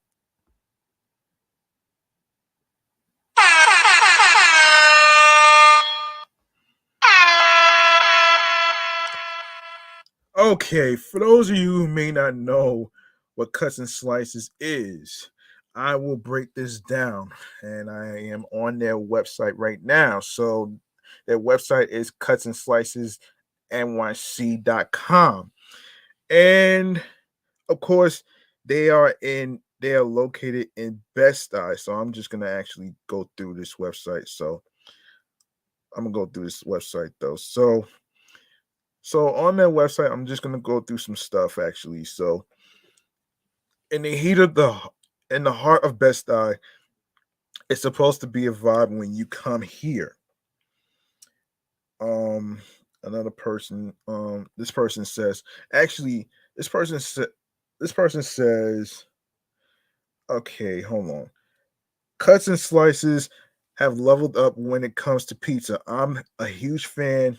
Hold on a second. I am a huge fan of Caribbean food and a pizza connoisseur. So please believe when I say this is not some gimmick game changer by this person, George G. And this person says, Kelly May, of course. The pizza was amazing. The toppings were well seasoned and cooked to perfection. I never knew salmon or oxtail on a pizza could taste so good. We ordered the oxtail slice, chicken parm slice, chicken bacon ranch, and salmon slice. The oxtail slice smells so good. We ordered two. I'm beyond impressed at how they've incorporated such unique flavors into their pizza. I'm hooked and I'll definitely be back to try more flavors by Kelly May S. And another person, another person that says vegan supreme spicy chicken pizza. This pie has a delicious sweet tomato sauce and onion and peppers topped with a spicy vegan chicken and cheese. The cheese is nicely melted, just in case you were wondering. Texture of the cheese. It was overall seasoned very well, and the crust is thick but good. Goes well with marinara sauce, which is what most people use on their pizza. Um, the vegan jerk chicken is spicy, sweet, the perfect amount of sauce on each slice. Also has onions and peppers. Mine had green and yellow peppers. The crust has a nice crunch by Bianca. So I'm going to go over the slices here, the toppings that they have actually. I'm gonna go over the menu actually. So Cuts and Slices. So cheese, they have cheese, sweet chili salmon, buffalo chicken, jerk chicken, um, chicken, turkey, bacon, black truffle, Alfredo. I don't know what a truffle is. Uh, curry, oxtail, beef pepperoni, garlic parmesan shrimp, jerk shrimp, vegan chopped cheese, vegan chopped cheese. Wow. Okay, very creative, very creative. I'll give them that. Um, oh man, I'll give them that. Let's see. Um, sweet chili shrimp, chicken and waffles. Oh man.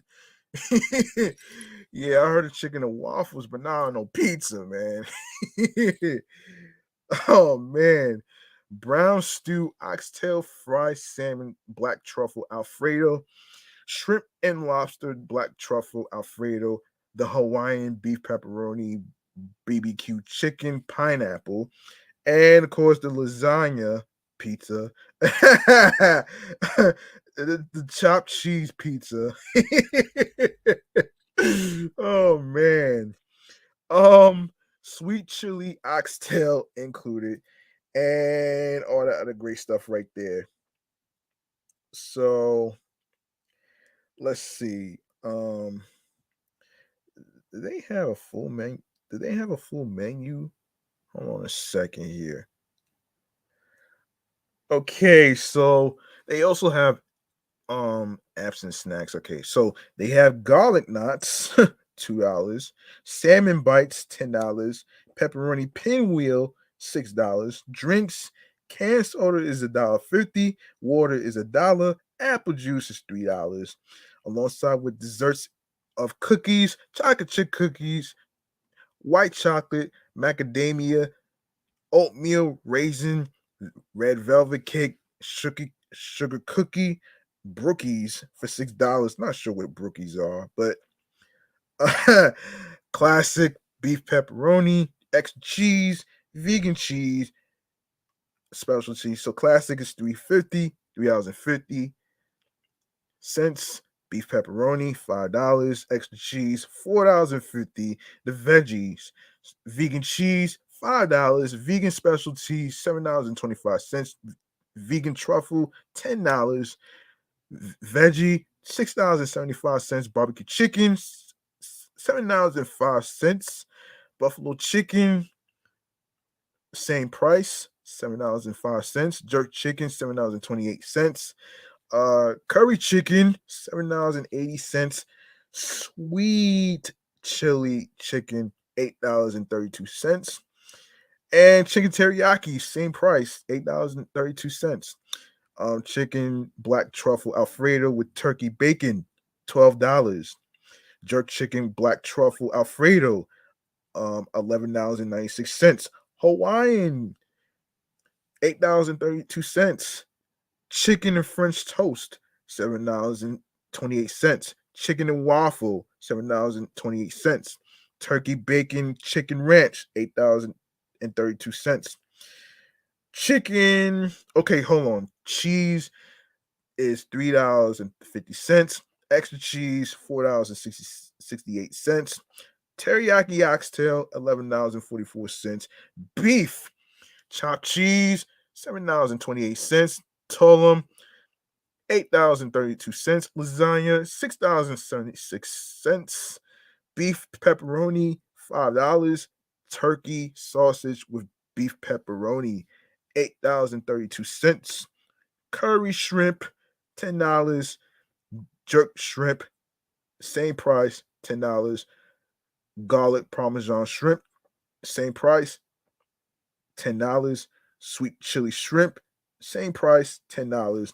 Shrimp scampi, also the same price, $10. Shrimp and lobster Alfredo with black truffle. Don't know what a truffle is, $15. Shrimp Alfredo with black truffle, $12.50. And on to the salmon part. Sweet chili salmon, $10. Jerk barbecue salmon, $10. Fried salmon, Alfredo with the black truffle, $13. Garlic parm salmon, $10. Fried salmon, diet, diet, diavolo, diavolo, $11.44. Vegan, vegan specialty, $7.28. Vegan truffle, $10. Vegan cheese, $5. Curry oxtail, $11.44. Brown stew oxtail, $11.44. Sweet chili oxtail, $11.44. Teriyaki oxtail, $11.44. All right, so um, their hours is from Sunday through Tuesday, noon to 8 p.m. Wednesday is closed for staff training. Thursday through Saturday, 12 noon to 8 p.m. Of course, check Google for holiday hours. And they are located starting with Brooklyn, 93rd, hold on, 93 Howard Avenue, Brooklyn, New York, 11233. And the new location in Queens is 205-01 Linden Boulevard, Queens, New York, 11412. And you can follow them on social media of Facebook, TikTok, and Instagram. All right. So there you go. That's the breakdown on cuts and slices. I hope you get your favorite slices that you like. And of course, like I said, this is from the website. You can check out the food slices as I explained it. If you missed it, it's www.cutsandslicesnyc.com/menu. There you go. Right there. Now, we're going to we're going to go to let's go to let's see. Let's go to Swiss Beats docu-series that's popping off, which is okay. So let's get into TV show checkouts right here. Let's do this. Let's do this right now. TV show checkouts pertaining to Swiss Beats' docu-series. Let's do this.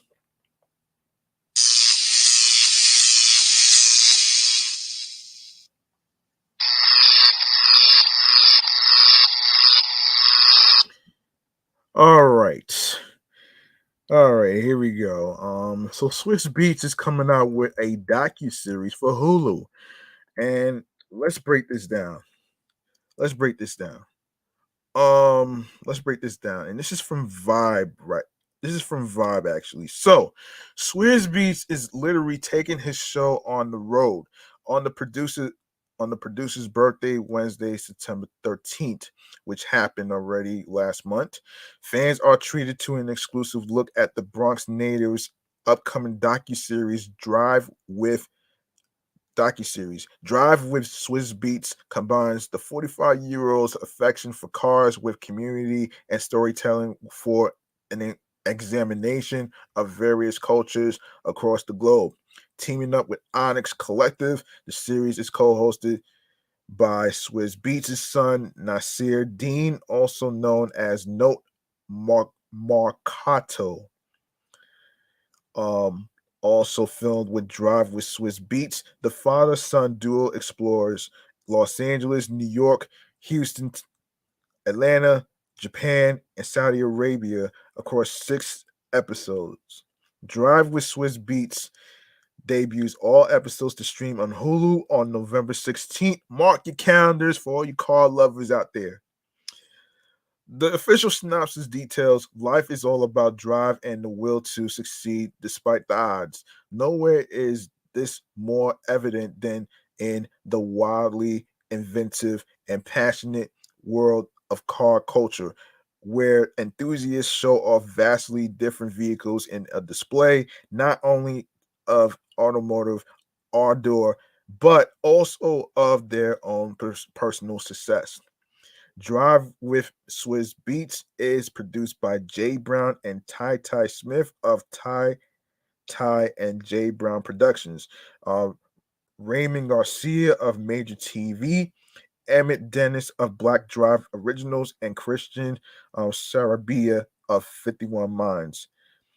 You can take you can take a look at the pictures, um, exclusive images from Drive with Swiss Beats below on the website www.vibe.com/gallery/Swiss Beats Drive with Swiss first look.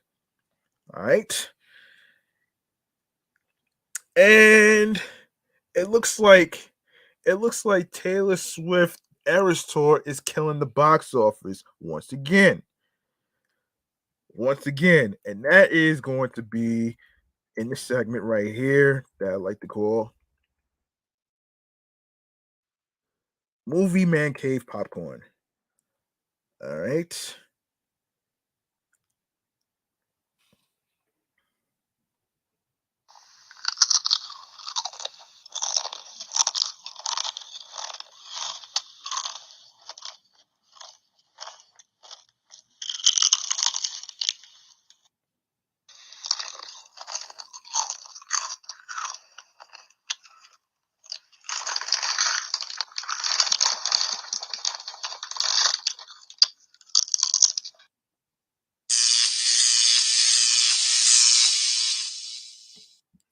All right. So Taylor Swift is still killing it at the box office, man. It's pretty interesting. It's pretty interesting actually. Let's see how it did. Let's take a look. And this is from editorial RottenTomatoes.com. All right, after taking a few days off in an effort to hopefully keep theaters dancing in the aisles with larger crowds, Taylor Swift The Eras Tour resumed its unique run and deposited another $32 million into the total of the highest grossing concert film ever made. But there certainly was a drop. The film's $31 million tally is no small chunk of change, but a 67% drop was around what we concluded last week could very well be a detriment to it reaching $200 million.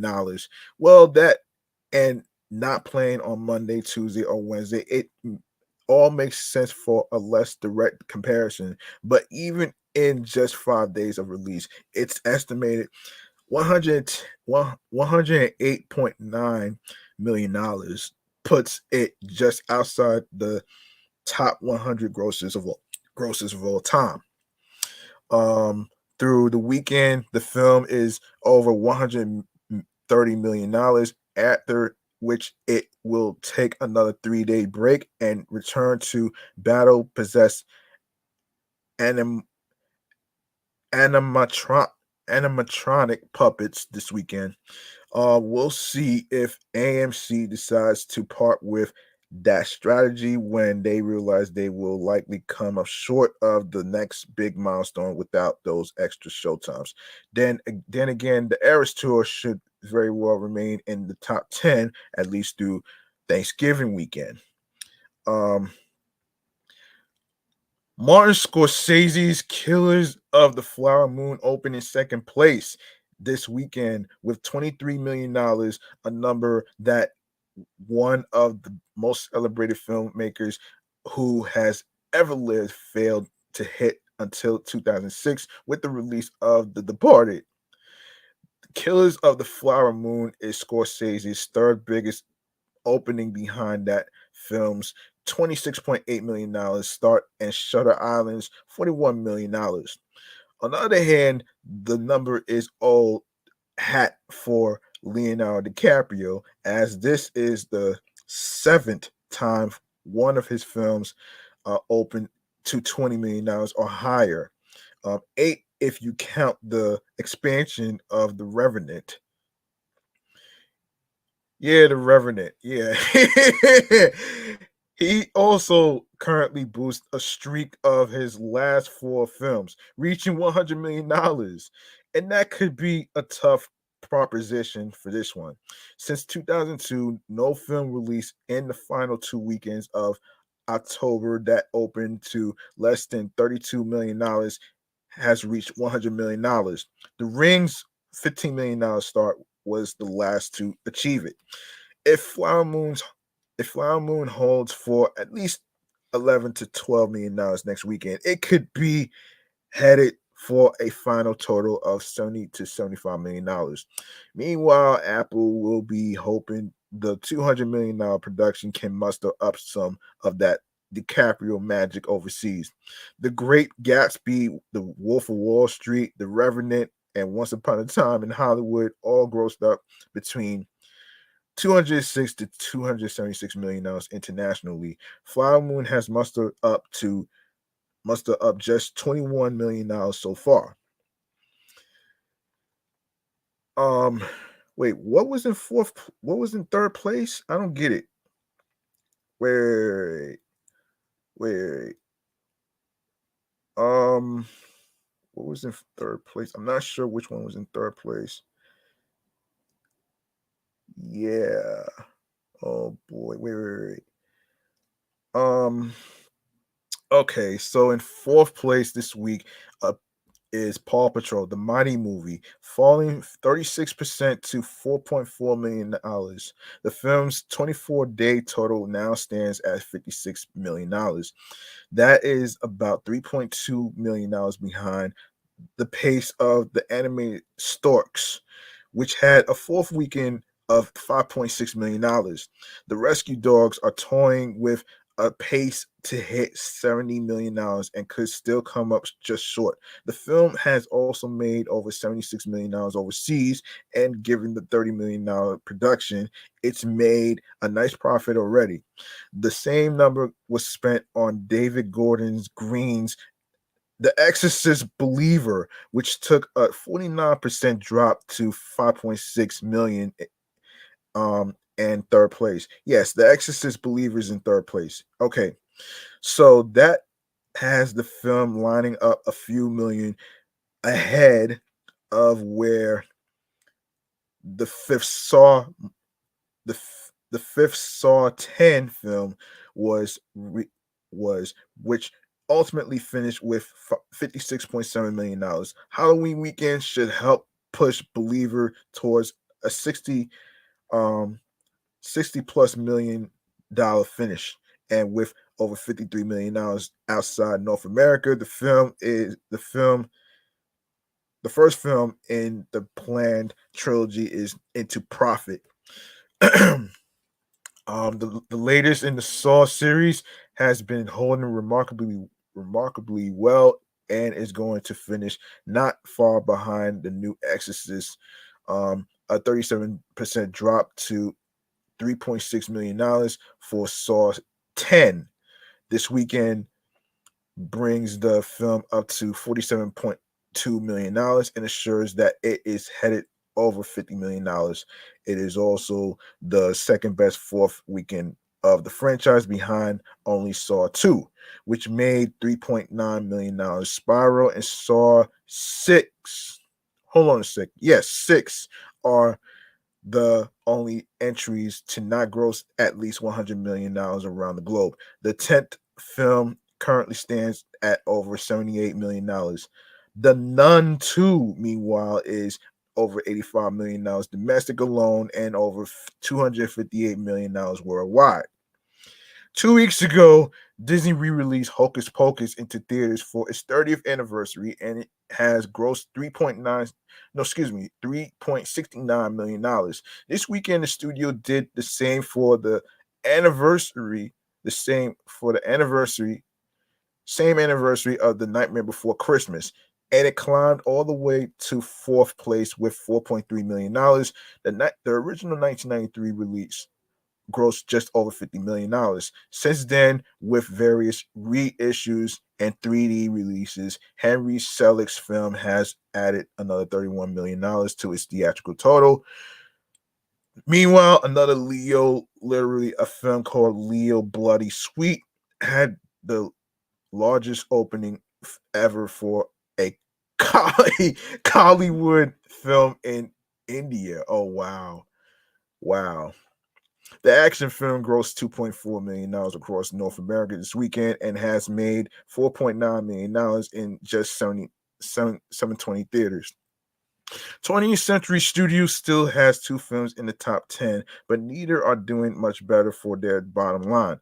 Garrett Garrett Edwards, the creator, made another $2.7 million to bring its total to $36.8 million and 83 plus $1 million worldwide, which was a flop. Then Kenneth Branagh, A Hunting in Venice, is down to $1.2 million, bringing its total to nearly $41 million domestic and over $113 million worldwide. The studio just took Jeff Nichols' The Bike Riders off its December 1st date, leaving these two films as their final releases of 2023. Um, Universal is taking the Halloween sequel route with Friday Nights at Freddy's this week. You can go to the theaters or you can catch it at home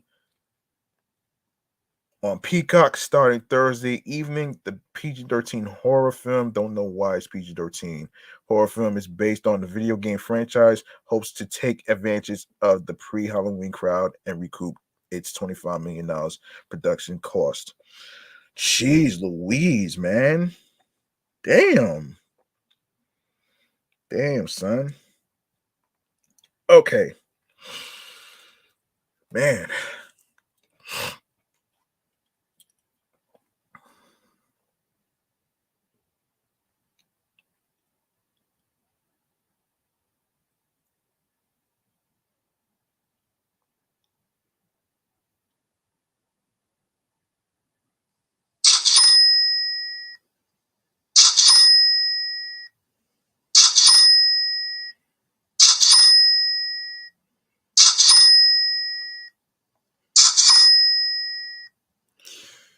All right. Let's see. Let's see what we have left. Yes. Yes, I got some Halloween stuff to talk about with you folks right now, as far as like things to do for the weekend and as far as the week and all that great stuff right there. I ain't going to get to um got some Halloween events to talk about here, folks. So here it is, right here, right now. Remains to be seen. Remains to be seen, kid. Get it? Remains to be seen. With Halloween around the corner, I got some Halloween places for you folks to actually enjoy as far as anything else. So, um yes. So starting with with the village Halloween parade. Yes. Starting with the Halloween parade. Village Halloween parade to be exact. And yes, so with spooky season in full swing, the Village Halloween Parade is set to return next week with a truly unforgettable night of Halloween fun. Celebrating 50 years of this highly anticipated event, the parade is expected to feature tens of thousands of New Yorkers in their best costumes, dozens of marching bands, hundreds of giant puppets, and so much more. The parade kicks off at 7 p.m. on October 31st, which is a Tuesday at Spring Street and 6th Avenue, which is the Avenues of Americas, and will continue down 6th Avenue to 16th Street. The Halloween parade is its 50th year, is a unique celebration of spirit, creativity, and unity. It continues to inspire young creators in NYC, bringing them together in a procession of imagination and transformation. Simultaneously, the parade embraces the true essence of Halloween, where the boundary between the living and the dead is the thinnest, allowing spirits to briefly walk the earth. Oh shit. Oh man. That's funny. That's funny right there. To walk the earth. Wow. Oh, oh man. I'm not gonna hold you. That's pretty funny though. I'm not gonna hold you. That's pretty funny though. Um, yeah, I'm not gonna hold you. That's pretty funny though, man. If you really want to get technical and stuff, though. Oh man. Oh wow.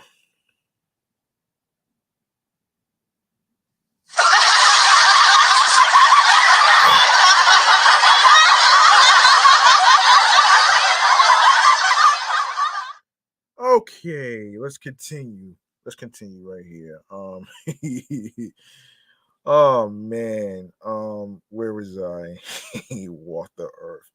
Said Gene Fleming, longtime director of the parade. This year's parade not only commemorates its own 50-year history, but also pays tribute to those lost to various events like 9/11, AIDS, and COVID, as well as those who have been part of the parade throughout the years. This year's parade theme will be Upside Down, Inside Out, which reflects on the return to a new normal after COVID-19 slamdemic. Many people spent lockdown inside, and the parade will celebrate the freedom of coming out into the whole new world. This year's Grant Marshall will be world famous performance artist Laurie Anderson, with the parade honoring Lou Reed as the posthumous Grand Marshal. The parade will be led by the Young Fellas Brass Band, a New Orleans based second line band that plays for the traditional funeral processions through the streets of New Orleans. Costume New Yorkers who want to participate in the parade should head to the parade entrance at Spring Street and 6th Avenue. Like always, the parade is free to attend for all spectators, but there are VIP ticket options, including options to not wait in line to enter the parade, a VIP viewing area, and options for riding a float are available for purchase online at Halloween um, nyc.com/tickets. Those who can't make it in person can watch it on New York One starting at 8 p.m. And of course, for more information about the parade, you can visit Halloween-NYC HalloweenNYC.com.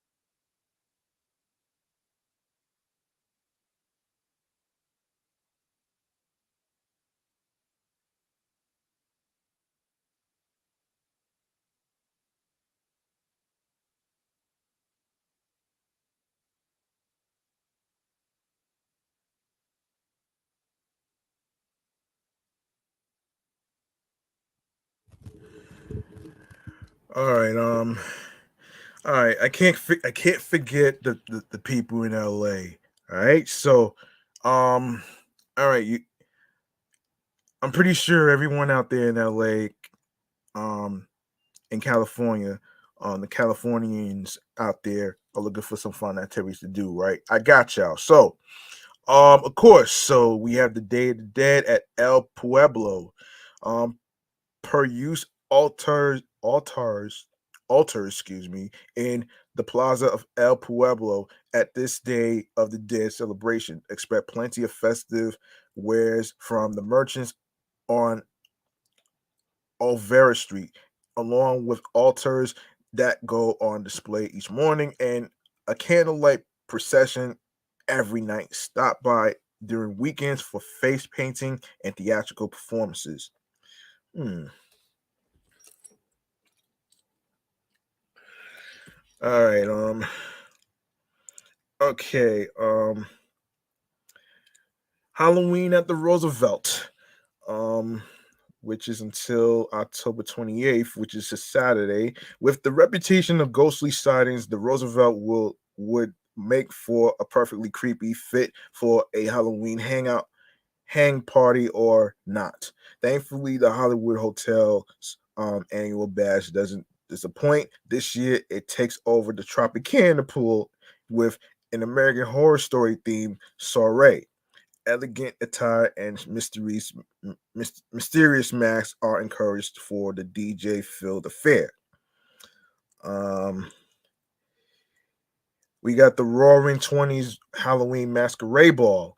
LA Food Magazine's Life and Time and the Los Angeles Athletic Club are coming together for this jazzy 20 theme Halloween masquerade. The DTLA Hotel and Athletic Club will host an evening of dancing, um, desserts, and cocktails at its upstairs ball, while downstairs you can embark on a haunted tour of the building's basement if you don't mind being spooked in the dark. And we have let me see, is there anything more Halloween related? I'm not too sure. Well, let's see. So we have, let me see. Let me see. Anything Halloween related? Damn, the Day of the Dead. Mola's Day of the Dead. Damn. Long Beach's Museum of Latin American Art is observing Day of the Dead with an afternoon of food, music, and all sorts of festive touches, themed after the museum's upcoming exhibition on the complexity of Mexican cuisine. This year's Heco Con Amor edition includes over 3 dozen merchants, 9 food stations, sweet beer and wine, plus face painting at Sugat Skull Workshop, print making, and tattoos. Um, Let me see. I want to I want to include an event that I actually heard while I was watching Extra yesterday, and it's involving the let me see if I can find it. Let me see if I can find it though. Oh, wait a minute here. Let me look for it right. Let me look for it. Hold on a second, folks. Um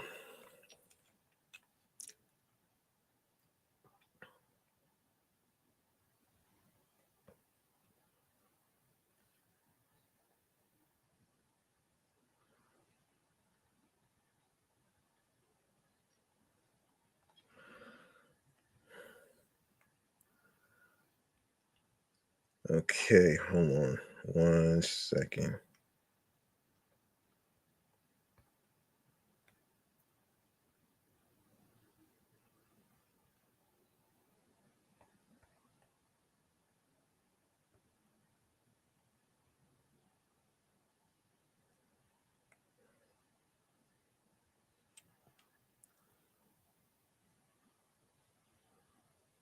2023.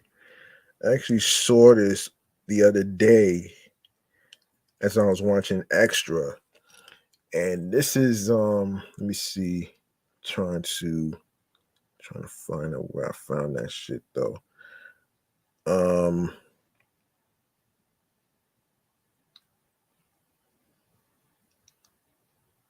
so okay, I don't want to forget the people who's into Casamigos and stuff. Let me just make sure I don't forget. Um, for you Californians out there. So, and this is from um HotelLiving.com. All right, so the Casamigos Halloween party has evolved into a seasonal staple, with celebrities going all out in their Halloween costumes and bespoke Casamigos cocktails. It has transformed into an epic bash in the distinctive red. No, thank you. Um, the distinctive Rende Gerber style, where no detail goes unnoticed. Ahead, Harte Living sits down with Gerber to reminisce about some of the most iconic moments from the Casamigos Halloween party and to learn the tips and tricks for crafting this perfect spooky Casamigos cocktail. Um yeah, this is crazy, man. So let's see. There is let's see. Uh so what are your favorite memories and moments from the parties? The people um make the party and the Casamigos is flowing. So lots of memories are made, none of which we talk about. The Casamigos Halloween party is the party of the year. Some have called it the Vanity Fair party of Halloween. What makes the Casamigos Halloween party so legendary? We are fortunate to have an incredible list of people who love Casamigos. Our house of friends is very important to us and we protect everyone's privacy. There are no photographers allowed in the party and our guest feels safe once they enter, so everyone really lets loose. Oh boy.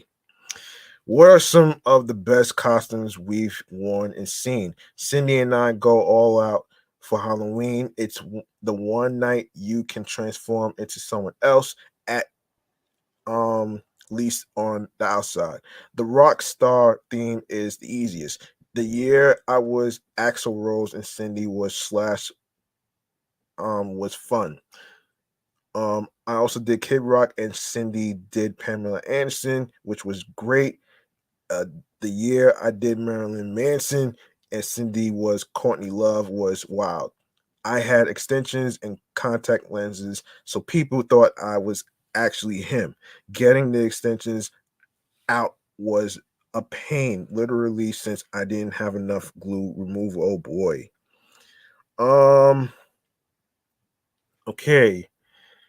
And how will this year's Halloween party be different from previous years? This year will be colorful, happy, and all about love and how important family and friends are. Yes, it's Halloween, but considering the horrific situation that occurred in Israel, this year will be an occasion to hug our friends. And of course, can you walk us through the Halloween costume cocktail? Absolutely. The Halloween cocktail is called the Casa Crazy Eye. So it's 1.5 ounces Casamigo Blanco tequila, 2 ounces uh, lychee lychee liqueur, 25 ounces fresh lemon juice, 4 basil leaves, 1/2 inches thick rim of salt, sugar, Oreo cookie crumbs. Ooh, interesting. One Luxardo cherry, mm, one lychee ball. Method: combine all ingredients into a tin shaker and muddle herbs. Add ice and shake vigorously for 12 to 15 seconds. Fine strain into a small martini glass and garnish with Luxardo cherry inside lychee ball as eyeball through skewer. to add sugar, salt, and Oreo rim. Wet the rim of the glass with a lime uh, wedge and agave nectar and roll the rim through the mixture. Okay, unfortunately, it's not. Unfortunately, this is a private event, but for people who want to go, of course, get your costumes ready and everything else in between. Of course, obviously, there's no photographers and all that other stuff. So, um, anyway, I'm gonna go over the best Halloween drinks in a future episode. So don't worry about that. I'm going to hold that off. I'm gonna hold that off actually. So, um, back to things to do for the weekend as far as Halloween. All right, so and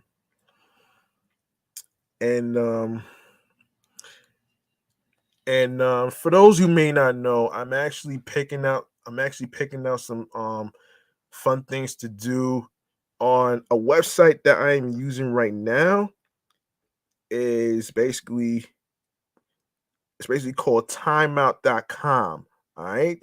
So timeout.com is where if you are in if you are in the if you are in the Los Angeles area, New York, or any other place whatsoever, and you're looking for some fun activities to do for the week or the weekend, you can check out this website www.timeout.com/things to do. Whether you are in Los Angeles, Chicago, Paris, whether you are in the New York area, and everything else in between. So that's www.timeout.com. There you go. Um, all right. So Fort Greene in New York. Speaking of New York, Fort Greene Great Pumpkin Dog Costume Contest. Oh boy. So to all the dog lovers out there, cheer for all the cute doggos in their Halloween finery during the year's 25th annual Great Pumpkin Dog Costume Contest on Saturday, October 28th, held every year by Fort Greene Park users and pet society since 1998. The event is held at the bottom of the prison ship Martyrs Monument Stairs, where more than 100 dogs run around in silly and creative costumes, from RBG to hot dogs and more. Oh man. Oh man. This year's event on Saturday, October 28th, is expected to welcome nearly 100 dogs sporting both topical and timeless costumes that make judging the event a challenging feat. While the competition has grown and evolved over the years, one thing hasn't changed. It's a doggone good time, and it's a free event. You can watch it. It's free to watch the show. So there you have it. There you go. And October 27th through the 31st, which is Monster a Halloween party at the McKittrick Hotel. We have an inner party monster that likes to come out and play, and this Halloween you'll have the chance to unleash it at the McKittrick Hotel. Before I continue, when you are on the timeout website, right, and you see the event, you're gonna see um the two buttons on there saying read more and buy the ticket. And if you click on read more, you're going to get more information on the locations of the events, and of course the hours, the prices. That's where you're going to get your information right there. All right. Um so yes, so Monster, a Halloween party invites the monster within you to enjoy a live spectacle at the Kittrick Hotel that will unfold as you explore a forbidden dreamscape filled with monsters, myths, and acts ranging from intimate to epic in scale according to the venue.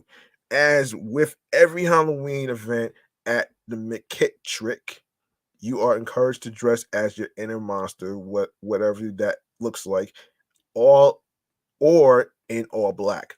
You can get some inspiration on the hotel's website linked below. The the stage is set for monsters of all shapes and sizes. The show is produced by Immersive and conceptualized and directed by Connor Doyle and Oliver Sayer, the founders of Immersive Creation Studio 100, as well as dance artist and choreographer Marla Phelan, who was the associate choreographer director for Fiddler on the Roof's Broadway touring company.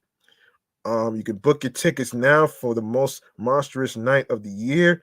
For more information, you can click read more and to find out how much is the tickets. Halloween extravaganza, the procession of the ghouls. Ooh. The Cathedral of St. John and Divine's annual Halloween extravaganza returns to celebrate All Hallows Eve on Friday, October 27th, which is tomorrow, at the Uptown House of Prayer. The long-standing Upper West Side tradition was born decades ago under the direction of artist in residence Ralph Lee, founder of the Meadowee River Theater Company. This year, the cathedral honors that legacy with an evening featuring frightening Meadowee performers who will haunt the audience with tricks and treats. Yes, the evening will kick off with a screening of the classic 1921 silent film, The Cabinet of Dr. Caligari, directed by Robert Ween, um, and screened with live organ accompaniment by Timothy Brumfeld. Following the film will be the procession of the ghouls, where ghouls and goblins from the Meadowee River Theater Company will fill the cathedral to scare and delight audiences. Two viewings will be offered at 7 and 10 p.m. for the Halloween extravaganza, with $40 of tickets available on the cathedral's website. Also on October 27th and 28th, the cathedral's famous crypt crawls will make their grand return from 1:30 p.m. to 2:30 p.m. and from 3:30 p.m. to 4:30 p.m., guiding visitors down into the rarely seen depths of the Gothic building. You will see, you will hear stories of the entombed and learn the origins of Halloween as a Celtic New Year celebration and later transformation into All Hallows Eve. You can grab your tickets for the guided tour here. You click on read more for more information, and for more information on tickets and stuff, that's where you go. All right, so Magic Distill presents Smoke and Mirrors. Not sure if this is a scary. Not sure if this is scary, um, but you can check that out. You can get tickets to Magic Distilled, which are priced at $100. Include your reservation in the bar's Art Deco lounge, a complimentary whiskey tasting, the performance itself, as well as two drinks from a select menu of cocktails, wine, and beer. Um, Pumpkin Point. um, Bringing home a pumpkin to decorate your apartment is always fun, but bringing home a free pumpkin is even better. You can choose from thousands of free pumpkins at Pumpkin Point on Governor's Island on October 21st to the 22nd and October 28th through the 29th. Um, in addition to picking your favorite pumpkin in the patch, the celebration also includes magic performances, a bubble show, and pumpkin painting. That sounds like fun. And spooky silent disco at Bohemian Hall and Beer Garden. Of course, obviously, it starts tomorrow, Friday, October 27th. Um, yes, yes, there is. So at this party, nobody can hear you scream because of the noise canceling headphones. Of course, don't miss this unforgettable silent disco and costume party at Bohemian Hall and Beer Garden in Queens on October 27th. Join the folks between quiet events for a night of spine tingling beats. There will be three different DJs battling for your attention, one playing pop and EDM mashups, the second playing 80s, 90s, and 2000s throwbacks, and third throwing it down with hip hop, R&B, and Latin flavors. Yeah, uh, uh, though honestly, how can you choose? Switch off between all three. A ticket gets you access to the event, a pair of quiet event headphones, and glow in the dark gear. Okay. If you want to know more Halloween events in the New York areas that you're trying to check out to and all that great stuff, um, you can go to www.timeout.com/things to do for the weekend. All right. Yes, that's things to do for the weekend. So you can check out the Halloween events for yourselves. And of course, the same goes for all you Californians out there. You can check out the Halloween events for yourselves under things to do for the weekend. So I got y'all with that one right there. Um, let's see. There's some more stuff. I there's some more stuff actually. Yes, so let me make sure I didn't miss anything. Yes, the Queen's Night Market. Yes, here we go. Yes. So the Queen's Night Market is poised to wrap up its 2023 season with a Halloween themed finale set to take place on Saturday, October 28th. Now, in its eighth year, the annual tradition promises an evening replete with costume contests and big ticket prizes, ensuring that families and friends of all ages are in for an unforgettable night in the borough. Since its inception, in 2015, the Queens Night Market has evolved into a cherished institution that welcomes visitors from all walks of life. Celebrating the diversity of Queens, the market has helped launch more than 350 new businesses within the city and has represented over 90 countries through its diverse range of vendors and their culinary offerings. The Halloween festivities are scheduled to commence with the kids' costume contest at 7:30 p.m., followed by the adults contest at approximately 8:30 p.m. Organizers are encouraging all guests and vendors to fully embrace the Halloween spirit by showcasing their most imaginative costumes. A wide array of prizes await the lucky winners of the costume contest. Among the coveted items up for grabs are a Jeff McNeil signed baseball from the New York Mets. I didn't know that was included.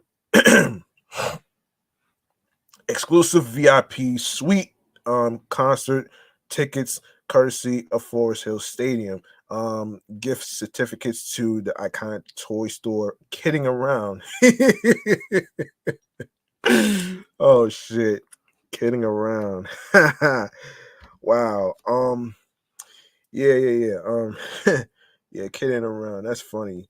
Um, Round trip flights provided by Delta Airlines, $100 gift card, 100 gift certificates from Queens Center Mall, and $100 restaurant vouchers from Resorts World.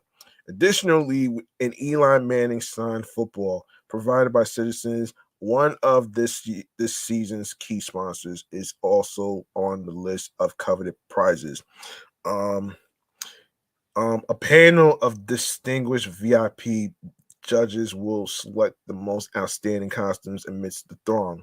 In recent years, the Queen's Night Market has consistently drawn an impressive Halloween crowd, with around 100 costume contestants participating annually. The night's entertainment lineup includes performances by DJ Katie Honan, a local champion for Queens, Fogo Azul, and all women trans and non-binary Brazilian samba reggae drumline based in New York City.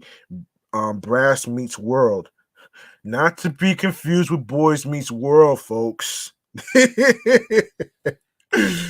um, an 8-member brass band known for its crowd-pleasing repertoire.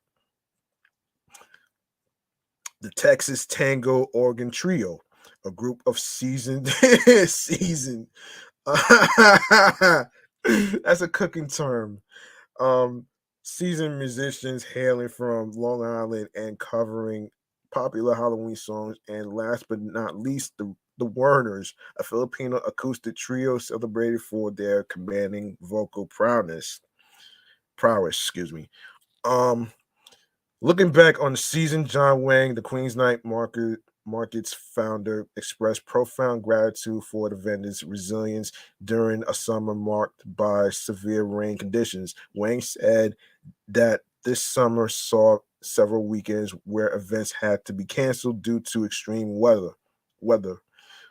Despite these disruptions, the vendors remarkably achieved record-breaking sales. A substantial part of this season's triumph can be directly attributed to the support of the major sponsor Citizens, who played a pivotal role in lowering vendor fees while preserving the beloved $5 and $6 price cap. You want to learn more about this? For more information about the event and updates, you can visit queensnightmarket.com. All right. All right. Let's see. Let's see if there's anything I need to mention here. Let's see. Um Anything Halloween related. Let me see. Let me make sure I don't forget. All right, so I'm on QNS.com and there are 6 things to do in Queens this weekend. All right, so let's get into it right here. So, actually, no, this was last week. I'm sorry. This was last week. I'm sorry. This was last week. Um, this was last week. I'm sorry. Um, no, I'm sorry. Let me find out something. If there's anything else that I need to mention, if there's anything. Let me see. Um, in Astoria. Let me see something here. Hold on. Okay, here we go.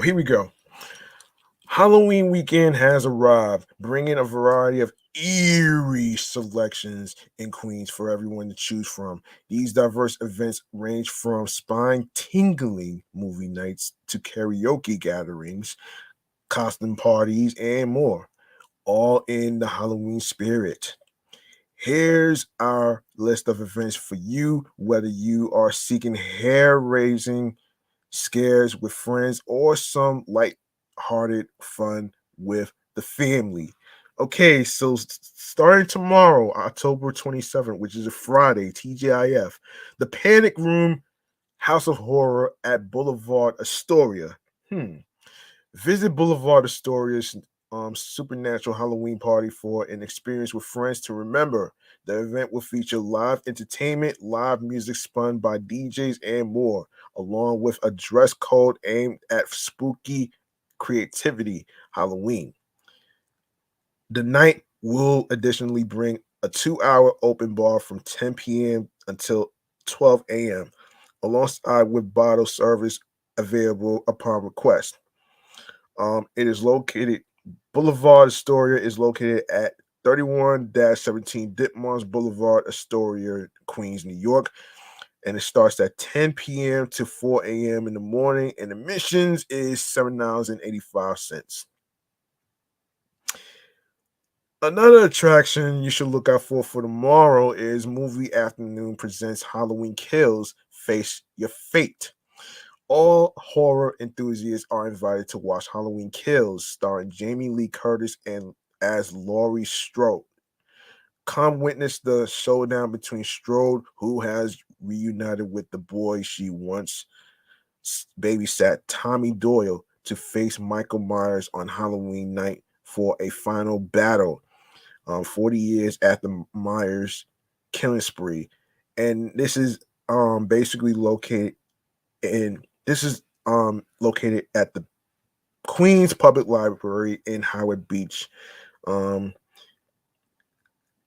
Howard Beach, Queens. I believe. Yeah, it's in Queens. It's in Queens. Howard Beach. So 92-05 156th Avenue, Howard Beach, New York. So it's from 3:30 p.m. to 5 p.m. Admission is free. Saturday, October 28th, Halloween Globe Kids Party. Doha Bar and Lounge is inviting all families for an eventful and spectacular, spectacular night made for children to mingle with friends and their favorite characters. A live DJ will be catering the entire night with Halloween classics while children enjoy a range of activities like face painting, balloon sculpting, clowns, a magic show, a costume contest, and more.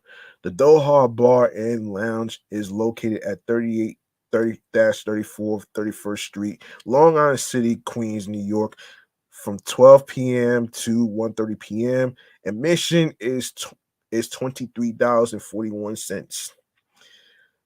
Sunnyside Post Mile Halloween Mile Run. Sunnyside will once again post with excitement as the Sunnyside Post Halloween Mile returns for its sixth year. Combining fitness with Halloween fun, this event invites participants to don their spookiest costumes and race down Skillman Avenue and the tree-lined streets of Sunnyside. In addition to the main mile, children can look forward to um, the Skillman Dashes, where everyone gets a medal and a treat bag. Participants are heartily encouraged to run in their spookiest costumes, um, adding a festive flair to the race. Proceeds from the community event support Sunnyside Community Services, ensuring festivity, athleticism, and the distinctive spirit of Sunnyside, further establishing it as a treasured annual tradition. And it's located in Skillman Avenue and 43rd Street, Sunnyside. And it starts at 9:30 a.m. Registration fee is $25 for adults and $15 for children. And on Sunday, October 29th, Kids Halloween Party, Cold Astoria is designing a Halloween party specifically for the kids where they will have the chance to dress up as their favorite characters and enjoy a number of attractions like animal balloons, face painting, a clown show, and pictures with their favorite characters like Woody, Gru, and his minions, Maribel and Bruno, and more, all while listening to a live DJ.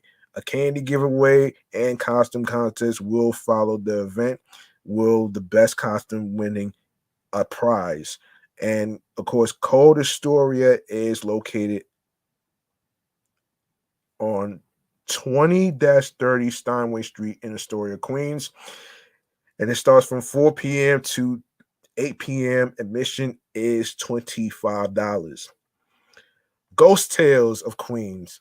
The QED is back with another creepy, motivated event that brings a writer and tour guide with the boroughs of the dead, a macabre and ghostly historical walking tour company, Marie Carter.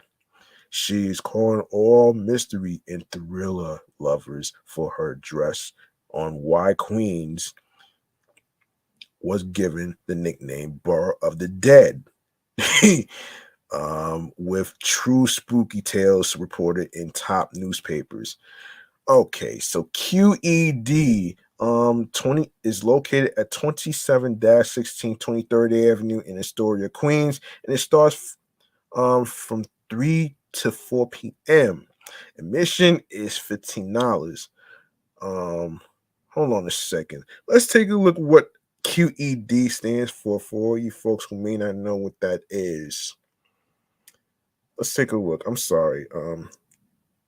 Let's take a look because I'm not sure what that stands for, but let's take a look anyway. Let's see. QED.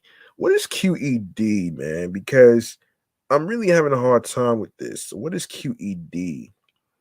QED. What the hell is QED? What the hell is QED, man? First and foremost, hold on. First and foremost, QED. I'm not sure what it stands for. Um, Not sure what it stands for actually, but let me find out anyway. Um, Wait a minute here.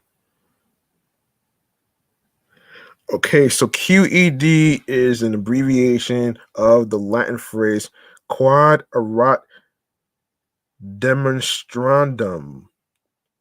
Quad erat demonstrandum. Okay, there you go. There you go, right there, folks. There you go. Um, all right. All right. We have another Halloween event that I need to actually mention. So before I forget, a trunk or treat. Yes, a trunk or treat and Halloween festival event to remember is fast approaching in Middle Village. Council member Robert Holden, in collaboration with the New York City Parks Department, will host his annual truck or treat event and Halloween festival on Saturday, October 28th at Juniper Valley Park for hundreds of children and families. Not Jupiter, folks, Juniper Valley Park. The morning festivities will begin with a costume parade starting at Little Park, located at 74th Street Playground and Juniper Boulevard South, from 11 a.m. to 2 p.m. Then the parade will march down to the trunk or treat, where troves of costumed children will rush to get a hold of candy and other treats. As part of the trunk or treat event, drivers will line the road on 80th Street between Juniper Boulevard North and South, showcasing their Halloween decorated trunks and preparing to hand out candy to the hundreds of participating children. Um, the park space will also be transformed into an all Halloween and fall event space where children and their families can partake in arts and crafts events, games, music, and more while in costume.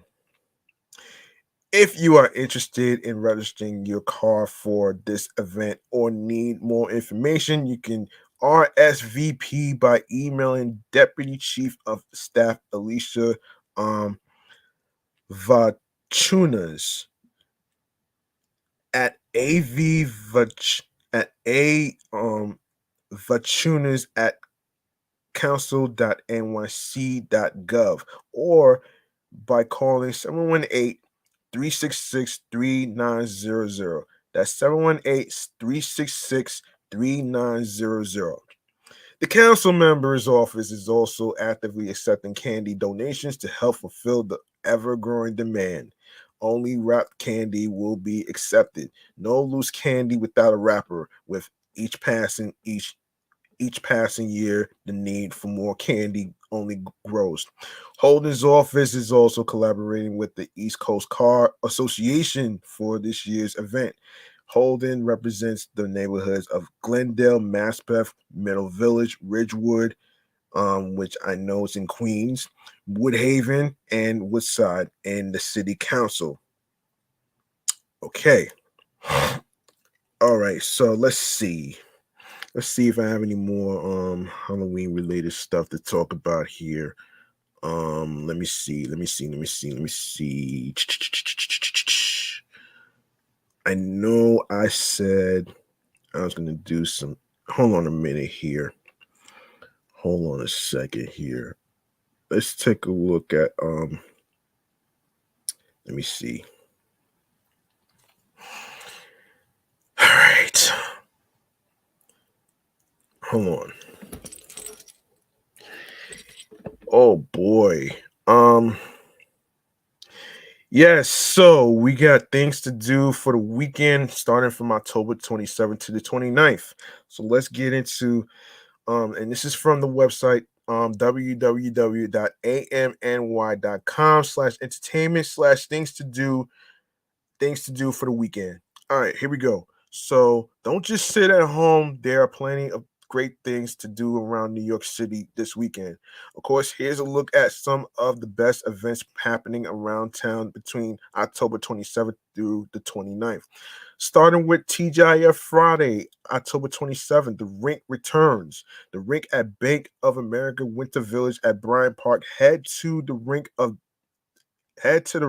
at Bank of America Winter Village at Bryant Park, which is by Fifth Avenue. Hold on. It's by 42nd Street, by the way. Yeah, it's by 42nd Street near Fifth Avenue. Between Fifth Avenue and 6th Avenue. In case anybody don't know where that is. Um Bring your own skates or reserve your skate rentals in advance online for New York City's largest free admission ice skating rink. Don't forget to stop by the lodge for rinkside drinks and delicious bites. And of course, it's 6th Avenue between 40th and 42nd Street, Manhattan, New York. All day, free to skate. And the skate rentals is between 18 to $55. Hold on a second, man. Let me do a sound effect. I forgot about that too, man. I'm sorry. Um, yeah, I'm just trying to hurry up, man. Since I have to get ready for work. So, um, just bear with me, folks. Um, let me see. Let me see. Um, come on, come on. Okay. All right, let's do this.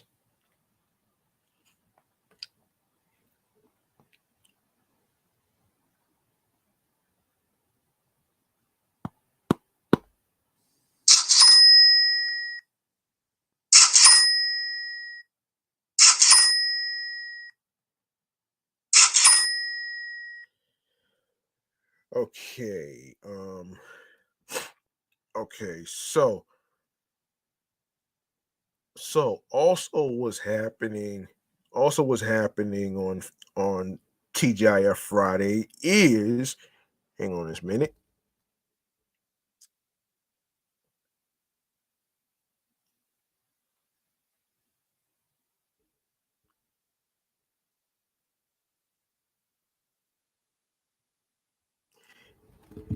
Also happening on TGIF Friday of tomorrow is Fall Halloween. Make New York Botanical Garden your pumpkin headquarters this fall. The tricks and treats of the season come to life with plentiful pumpkins, gourds, and ghouls, and all sorts of fun filled activities to celebrate the season of frights and fall foliage. Yes, yes. Let me say this again. Make New York Botanical Gardens your pumpkin headquarters this fall. The tricks and treats of the season come to life with plentiful pumpkins, gourds, and ghouls, and all sorts of fun filled activities to celebrate the season of fright and fall foliage. New York Botanical Garden is located at 2900 Southern Boulevard, Bronx, New York. Starts from 10 a.m. to 6 p.m. and the price between $4 to $35. Um, Saturday, October 28th, early trick or treating. Boo at the zoo. Dress in your Halloween best and enjoy the Bronx Zoo's annual family friendly daytime fall festival. Yes, family friendly daytime fall festival. Included with Bronx Zoo admission, enjoy magic and mind reading, pumpkin carving demonstrations, costume parades, crafts, and puppet shows. The Bronx Zoo is located at 2300 Southern Boulevard, Bronx, New York. Starts from 10 a.m. to 5:30 p.m. Tickets start at $28.75. And the shops at Skyview. Hold on a second. The shops at Skyview Halloween Treat Trail. Bring your little ones down to participate in the shops of Skyview's Treat Trail. Creep and crawl through the participating retailers and restaurants in your most ghoulish get up to receive special Halloween deals, collect candy, receive spooky surprises, and indulge in monster menu items. And it is located at 40-24 College Point Boulevard in Queens, New York. It starts from 10 a.m. to 9 p.m. and it is free. Sunday, October 29th. Oh man, Sunday, October 29th. Pick your own pumpkin. The Pumpkin Patch. October is pumpkin month at Queen's Farm. Enjoy the crisp fall air as you wander through the patch to scoop up the perfect pumpkin. Stall through the 47-acre grounds and soak in some New York history. Queens Farm is one of the longest continuously farm sites in New York State, dating back to 1697. The Queens Farm Museum is located at 73-50 Little Neck Parkway in Queens, New York, and it starts from 12 p.m. to 4:30 p.m. and it's a free admission, pumpkin priced by size.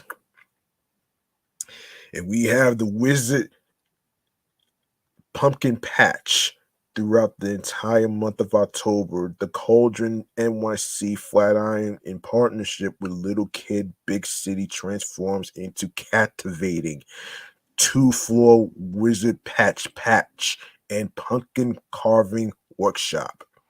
Families and wizards of all ages are invited to embark on a 45-minute pumpkin carving adventure where tickets include a pre-scoop pumpkin of choice complete with a tea light, a stemming mug of hollow cream cider, and a stylish witch's hat to take home. The Cauldron NYC Flat Iron is located at 127 West 26th Street, Manhattan, New York, and it starts from 11 a.m. to 9 p.m. And the price admission is $39.99. So there you go. Fun things to do for the Halloween weekend. And I hope y'all have your costumes ready. If you haven't gotten your costumes, it's not too late. You can either find some costumes at Party City or any of the local stores near you. All right.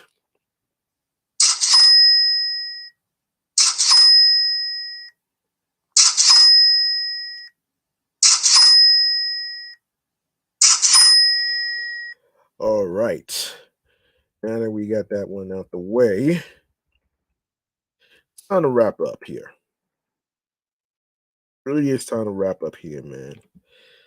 All right, man. Didn't mean to take this long, but want to get this out the way. And of course, our very last thing, we have to do before we get up out of here is talk about stream choices on the go. Let's do this.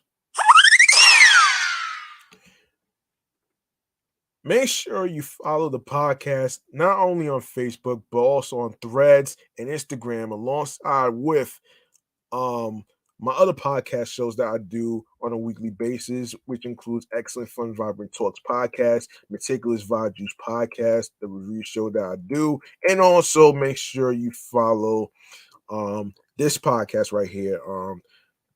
Off the Meat Rat Chainz New York Avenue podcast is also on there as well. So make sure you follow me, the host with the most, G Money Stacks, at G Money Stacks 555 in Queens, New York. Be sure to turn on your notifications to know when I'm going to be on Instagram live recording episodes and stuff.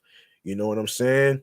And if you go to the link in bio, you're gonna see a whole list of audio streaming platforms, including the ones to watch visually as far as videos on YouTube and stuff like that. All right. It's gonna say Linktree/G Money Stacks 555. It's gonna include a list of links of stream platforms, which includes Odyssey, Audible, Audio, yeah, Odyssey, Audible, Audioburst, Amazon Music, Breaker, Bullhorn FM, Castbox FM, Deezer, Listen Notes, Moon FM Podcast, Player FM, Pocket Cast, Podbay, Podfriend, Podhound, Podopolo, Podorama, Podcast Index, Podcast Addict, Podchaser, Podverse, Podcast Guru, Podvine, Snipped, Spotify for podcasters. We're still on Stitcher. It hasn't gone away actually. TuneIn Radio, Google Podcasts, Radio Public, iHeartRadio, the number one app for music, radio, and podcasts, where you can listen to it for free. And you don't need a credit card or debit card to download iHeartRadio or any of the apps that I just mentioned to you. And of course, be sure to subscribe on iHeartRadio as well as the other streaming platforms that I just mentioned. And be sure to make sure you follow 3 of my podcasts on iHeartRadio as well, which includes Excellent Fun Vibrant Talks podcast. Also there is and make sure that I get this straight. Yeah, of course there's there's Excellent Fun Vibrant Talks podcast. There's also yes, that's the sports edition platform that I'm doing. Meticulous Vibe Juice podcast review show, and alongside with Off the Meat Rat Chainz New York Avenue podcast that's also on there as well. So be sure to follow those 3 podcasts on iHeartRadio, and as well do the same with YouTube. Make sure you grab the subscribe button on the primary handle of the YouTube channel page, G Money Stacks 555. Click on the noti bell. Of course, as they say, the notification bell, alongside with alerts, so you can be reminded on when each episode recording is going to start, alongside with the month, the day, the date, and time. Being on the air via live stream. All right. So leave a like and a comment along with the episodes. Be sure to share the episodes, share the videos, listen, stream, and watch these episodes whatsoever. And be sure to not only download the episodes, but also add the podcast to your favorite playlists that you listen to, on whether you listen to on Spotify, iHeartRadio, or any of the streaming platforms that I just mentioned, wherever you get your podcasts. All right. So be sure be sure to tell a friend to another friend, and everything else in between. Spread the word. Word of mouth is important, as well as you, um, as well as you um, share the link along with the podcast with your husbands, your wives, your boyfriends, girlfriends, friends, the people you cool with from work and wherever you meet new people as well. And yes, that's gonna do it for me right here, man. I'm your man G Money Stacks, aka the Gregonator. Thank you very much for listening and tuning in and rocking with me on the 298th episode of my New York Avenue podcast right here. And this and I gotta say, man, we are one episode away from 300, man. 300. Now I don't know how I'm gonna celebrate this, but we'll see, man. We are gonna see. We're gonna see, man. I'm just gonna keep it simple on how to celebrate, man. I'm just gonna keep it simple by providing more content for you folks out there to not only listen, but also to stream and watch and everything else in between, man. Um, so there you have it right there, man. And oh man. It's crazy, man. And yes, in case you didn't know, the name of the episode is Make Room for the New Social Media um Threads. All right. That was dedicated to the topic threads.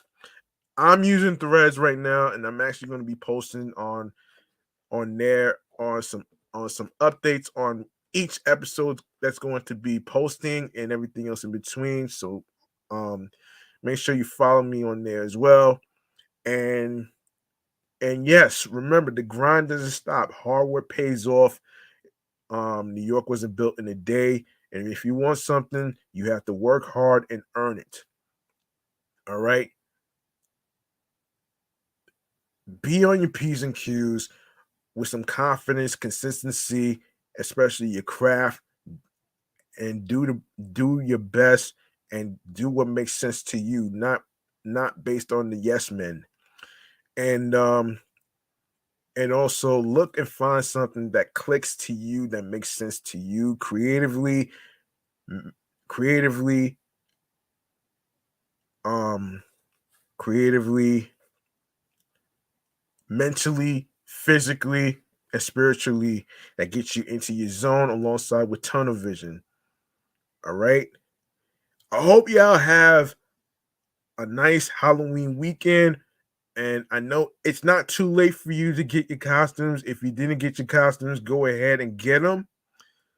And if you missed out on the events that I just mentioned, and two of the websites that I just mentioned, I'm gonna mention it again. Actually, one in particular is www.amny.com. All right, you can write it down on a piece of paper. You can text it, text message, text message it to yourself. You can even write it on a sticky note. All right. And also, another good website where I actually look for fun events to do for the week and weekend is, I'm gonna put it up again, which is which is www.timeout.com. All right.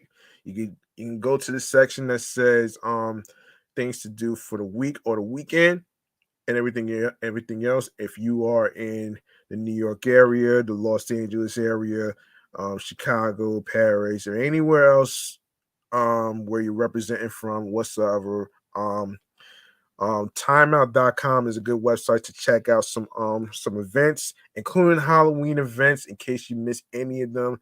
And of course, another website that I actually use is QNS. So www.qns.com. So you can write that down on a piece of paper, text message it to yourself, and of course you can even email those websites to yourself. All right. So there you have it right there. Timeout.com/things to do for the weekend. There you go. All right. All right. Like I said, man, that's gonna do it for me, man. I'm up out of here. I hope y'all have your Halloween stuff together in between, in particular. And I hope y'all be careful out there and be safe out there. And don't worry about the stupid haters and all that other shit who are anti-Halloween and all that other stuff who are Debbie Downers and shit. Don't worry about the fucking Debbie Downers and shit, man, because that's not your prerogative. Your prerogative is to have fun. Your prerogative is to have fun. That is your mission. All right. Peace and one love. I'm up out of here. Enjoy your Halloween weekend. Good night, everybody.